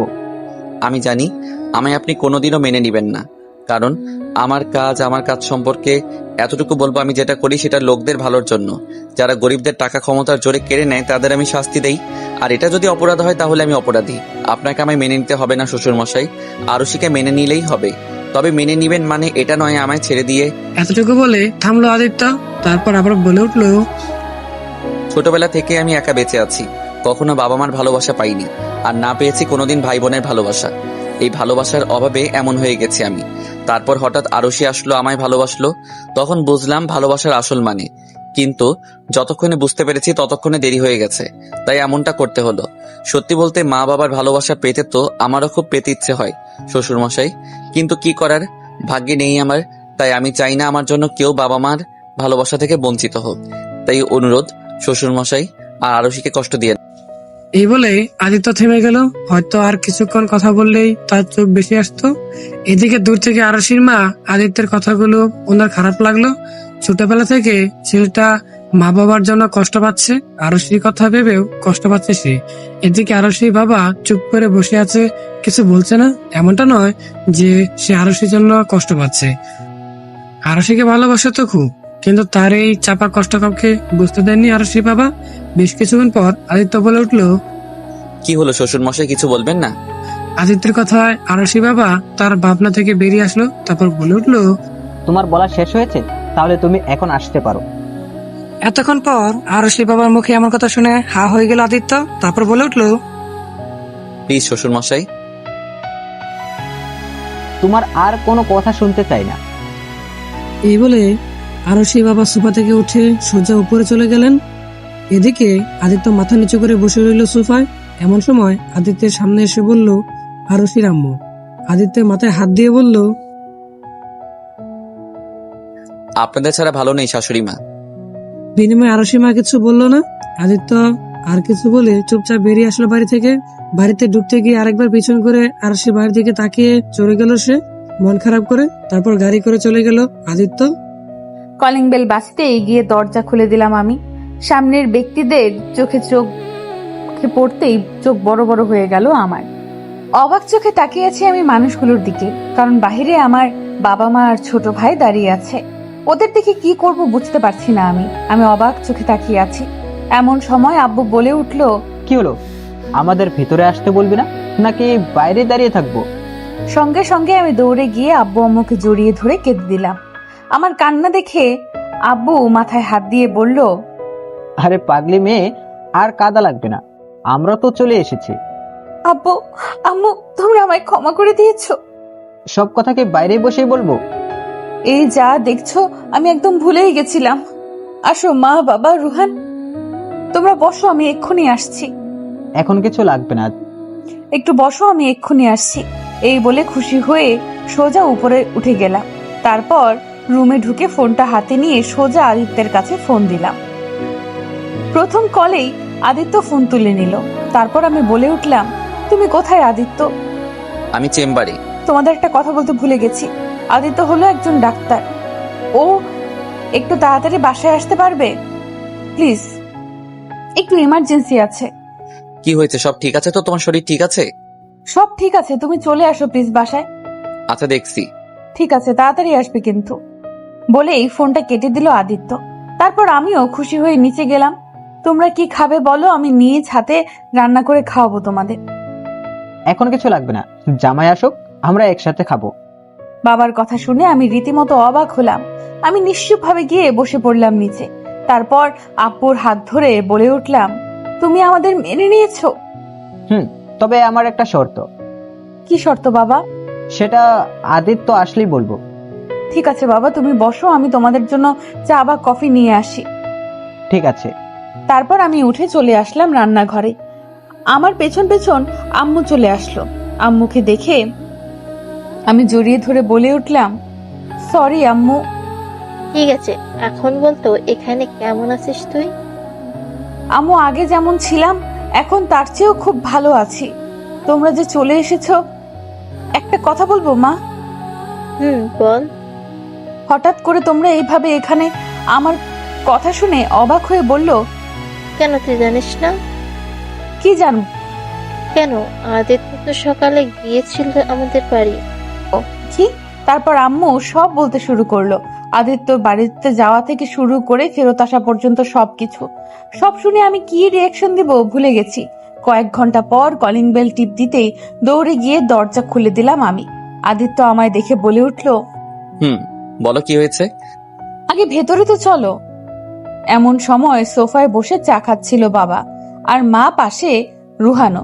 তাদের দেখে রীতিমতো আদিত্য অবাক, কারণ তখন তো আদিত্যের এমন চাহনি দেখে আব্বু বলে উঠলো, কেমন দিলাম জামাই? জামাই শব্দটা শুনে আদিত্য আরো বেশি অবাক হলো। তার মানে আমরা শুধু আমার মেয়েকে নয়, তোমাকেও মেনে নিয়েছি জামাই। আদিত্য খুশি হয়ে আব্বুকে জড়িয়ে ধরলো। তারপর বলে উঠলো, আমি ভাবতেই পারিনি শ্বশুর মশাই আপনি আমাকেও মেনে নিবেন। মেনে তো নিয়েছি, তবে আমার একটা শর্ত আছে। বলুন না।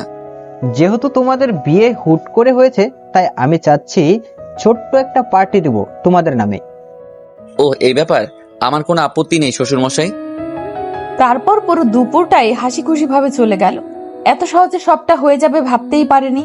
রাত 9টা, ডাইনিং টেবিলে বসে আছে বাবা, আদিত্য, রুহান সহ আমরা সবাই। প্রথমে বাবা, তার পাশে আদিত্য, আদিত্যের পাশে আমি, তারপর মাঝখানে আম্মু আর ও পাশে রুহান।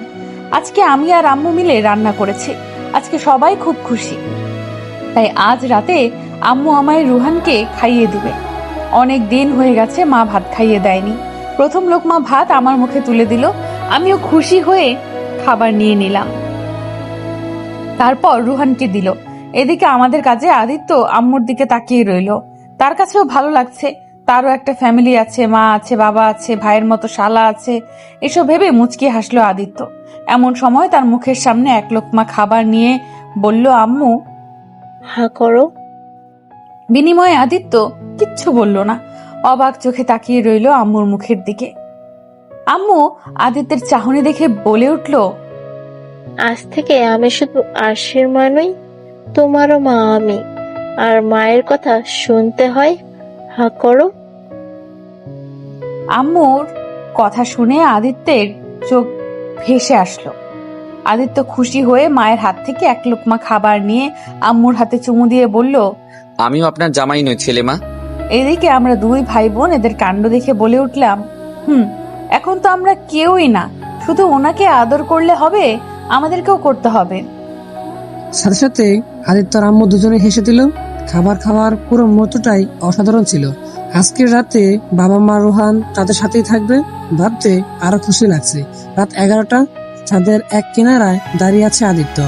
আজকে সে খুব খুশি, আর সাথে নিজের মা বাবাকেও খুব মনে পড়ছে তার। আকাশের দিকে তাকিয়ে তারাগুলো দেখছে আদিত্য। এমন সময় পিছন থেকে জোরে ধরল আরশি।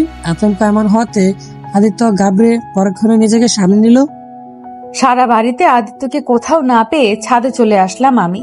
তারপর আদিত্যকে দেখে পেছন থেকে জড়িয়ে ধরে বলে উঠলাম, আমি আজকে আমি খুব খুশি। বিনিময়ে আদিত্য কিচ্ছু বলল না, চুপ করে রইল। আদিত্যকে চুপ থাকতেই আবার বলে উঠলাম আমি, কি হলো, কিছু বলছো না কেন? তুমি খুশি তো? খুব খুশি। আর তুমি? আমিও। আমার কোনো কষ্ট নেই মাই কিউট জামাই। এখন থেকে আমিও খুশি থাকবো। থুকু, আমরা খুব খুশি থাকবো। আকাশের দিকে তাকিয়ে দেখেছো? তেমন কিছু নাই, মা বাবার কথা মনে পড়ছে খুব। মুহূর্তের মধ্যে মনটা খারাপ হয়ে গেল আমার। এত মন খারাপ করতে নেই, আমার বাবা মা আছে না, আমার বাবা মা মানেই তোমার বাবা মা। বলে জড়িয়ে ধরলাম আদিত্যকে। আদিত্য কিছু না বলে শক্ত করে জড়িয়ে ধরলো আরশিকে। মাঝখানে কেটে গেল 2 দিন। আজকে আরশির বাড়িতে আদিত্য আর আরশির বিয়ের উপলক্ষে বড় অনুষ্ঠান হবে। পুরো বাড়ি খুব সুন্দর করে সাজানো হয়েছে। পুরো বাড়িটাকে ফুল দিয়ে অসম্ভব ভাবে তৈরি করে রাখা হয়েছে। পাড়া থেকে বিউটিশিয়ানরা এসেছে আরশিকে সাজাতে। আজকে আরশি অসম্ভব খুশি, সাথে আদিত্যও। হয়তো কেউই বিশ্বাস করতে পারছে না এত সহজে সবটা মেনে নিয়েছে। আজ আদিত্য সাদা রঙের শেরওয়ানি পরেছে, সাদা জুতা, হাতের ঘড়ি, চুলগুলো বরাবরের মতো সুন্দর করে সাজানো। অল্প সাজেই অসাধারণ লাগছে আদিত্যকে। আর অন্যদিকে আরশি আজকে রেড সাদা কম্বিনেশনের মিশ্রিত একটা লেহেঙ্গা পরেছে। চুলগুলো গর্জিয়াস ভাবে খোপা করা, মুখ ভর্তি মেকআপ, গলায় বাড়ি নেকলেস, হাতে গর্জিয়াস চুড়ি, চোখে আইলাইনার, মাস্কারা সহ পুরো গর্জিয়াস মেকআপ দিয়ে সাজানো হয়েছে তাকেও অসম্ভব সুন্দর লাগছে আজকে। সিঁড়ি বেয়ে নিচে নামছে আরশি আর আদিত্য। পুরো অনুষ্ঠানের মানুষের চোখ এখন ওদের দিকে। আরশি বাবার বন্ধুরা সহ সেদিন বিয়েতে যারা না আসতে পেরেছিল তারা সহ সবাই আজকে এই অনুষ্ঠানে উপস্থিত হয়েছে। সবার শুরুতেও একটু কিন্তু করলেও পরক্ষণে আরশি বাবা বলে দেয়, সারাদিনটাই গান বাজনা, নাচ, খাওয়া দাওয়া, ফটোশুট সহ বিভিন্ন আনন্দে কেটে গেছে। এক কথায় বলতে গেলে পুরো হ্যাপি এন্ডিং। রাত 8টা, আরশি বান্ধবীরা আরশিকে খুব সুন্দর করে আবার সাজিয়ে বিছানায় বসিয়ে দিয়ে গেছে। এক কথায় বলতে গেলে আজকে আদিত্য আর আরশির বাসরাত। একরাশ ভয়, ভালো লাগা সবকিছু নিয়ে বসে আছে আরশি। আজকে আরশির রুমটা খুব সুন্দর করে সাজানো হয়েছে। এই সবকিছু আরশির বন্ধু বান্ধবী সকলের মিলেমিশে কাজ। বেশ কিছুক্ষণ পর দরজার খোলার শব্দে আরশি নড়ে চড়ে বসলো। আদিত্য সামনে আসতেই আদিত্যকে সালাম দিল আরশি। আচমকা এমনটা হওয়াতে আদিত্য একটু ঘাবড়ে গেল। পরক্ষণ নিজেকে সামনে নিয়ে সালামের জবাব দিল সে। তারপর পুরো রুমটা দেখতে লাগলো। আরশির রুমটা এত সুন্দর করে সাজানো হয়েছে সেটা আদিত্য জানা না। এই জন্যই তখন আরশি বান্ধবী হাসতে হাসতে বলেছিল। আদিত্য হাসলো, তারপর আরশির সামনে বসে আরশির মাথার ঘুমটা খুলে দিয়ে বলে উঠলো। আজকে আমার ময়ূরী জানকে অসম্ভব সুন্দর লাগছিল কিন্তু। সাথে সাথে আরশি একটু গম্ভীর হয়ে বলল, তার মানে এখন ভালো লাগছে না? সেটা কখন বললাম? এই মাত্রই তো বললে। আর অনুষ্ঠানে আমার বান্ধবীদের সাথে এত গা ঘেঁষে ছবি তোলার কি ছিল? এতক্ষণ পর আদিত্য বুঝতে পারলো আরশি কেন গম্ভীর মুডে আছে। আদিত্য হালকা হেসে বলল, ও এই জন্য মহারানী রেগে বোম হয়ে আছে? তবে যাই বলো, তোমার বান্ধবীরা কিন্তু খুব সুন্দর। সাথে সাথে আরশি রেগে মেগে বিছানার পর দাঁড়িয়ে বলল। কি বললে তুমি? আদিত্য আরশির কাছে অবাক হয়ে বলল, এটা কি করছো? আমায় রেখে অন্য কোনো মেয়ের দিকে তাকালে একদম চোখ উপড়ে ফেলবো বলে দিলাম। বলে কিনা আমার বান্ধবীদের সুন্দর দেখতে। আরে ওটা তো মজা করে বলেছি। তোমার মজার গুষ্টি কিলাই। থাকো তুমি, গেলাম। এই বলে যেই না আরশি বিছানা থেকে নামতে যাবে, সাথে সাথে আদিত্য আরশির হাত ধরে টান দিল। সাথে আরশি এসে পড়লো আদিত্যের বুকে। আচমকা এমনটা হতে আরশি পুরো ব্যবচ্ছাকা খেয়ে গেল। আদিত্য আরশিকে ধরে বলে উঠলো, বাসর করে এইভাবে চলে গেলে চলবে নাকি? মানে বোঝাচ্ছি তোমায়। তারপর দুজনে ডুব দিল ভালোবাসার অতল সাগরে। খুনসুটি রাগ হইবার নিয়েই দিন কাটছিল আদিত্য আর আরশি জীবন। দেখতে দেখতে কেটে গেল পুরো 5 বছর। আয়নার সামনে দাঁড়িয়ে আদিত্য চেঁচাচ্ছে, তাই পাচ্ছে না বলে। ওদিকে আরশি রান্নাঘরে দাঁড়িয়ে চেঁচিয়ে বলল, আরে ড্রয়ারে আছে দেখো। আমি পাচ্ছি না, তুমি আসো। একরাশ বিরক্ত মাখা মুখ নিয়ে রান্নাঘর থেকে বেরিয়ে আসলো। এমন সময় শাড়ি আঁচল ধরে দাঁড়ালো কেউ। পিছন করে আরশি তাকে দেখে বলল, ওরে শয়তান, চলো আমার সাথে। এদিকে আরশি এখনো না আসে। আদিত্য আবার চেঁচিয়ে বলল, কি হলো আরশি? কিছু, এই তোমার টাইম। আদিত্য ঘুরে তাকাতেই তার ছেলে আয়ুষের গলায় বলে উঠল। এটা কি করেছো তুমি? সাথে সাথে আয়ুষ হাতে তালি দিতে দিতে বলল, আমাকে তেমন লাগতে পাপা। আদিত্য হেসে আয়ুষকে আরশির কোল থেকে নিয়ে বলল, খুব সুন্দর লাগছে সোনা। আসলে আয়ুষ হলো আদিত্য আর আরশির ছেলে। আদিত্য আবারও বলে উঠল, কিন্তু এখন যেটা দিতে হবে পাপাকে, পাপা যে কাজে যাবে। না, দিব না। এসব কি হচ্ছে? আয়ুষ পাপা বলছে না? পাপার লাগবে, এখন দাও বলছি। সাথে সাথে আয়ুষ আদিত্যকে বলে উঠল, পাপা আমি পতা, খালি বকে। আয়ুষের কথা শুনে আদিত্য বলে উঠল, ঠিক বলেছো, আমি পচা। কি আমি পচা? আদিত্য আয়ুষকে কোল থেকে নামিয়ে দিয়ে বলল, সোনা তুমি এখন বাইরে গিয়ে খেলো, আমি তোমার জন্য চকলেট নিয়ে আসছি।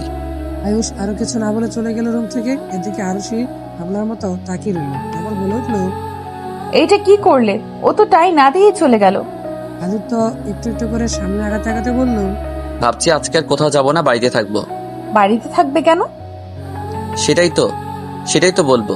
এই যেই না আদিত্য এগোতে গেল, সাথে সাথে আরশি দিল দৌড়। আর আরশির পিছনে আদিত্য দৌড়। পুরো রুমটা দুজনে ছোটাছুটি করছে আর আমাদের খুনসুটি আর ভালোবাসা কাটছে।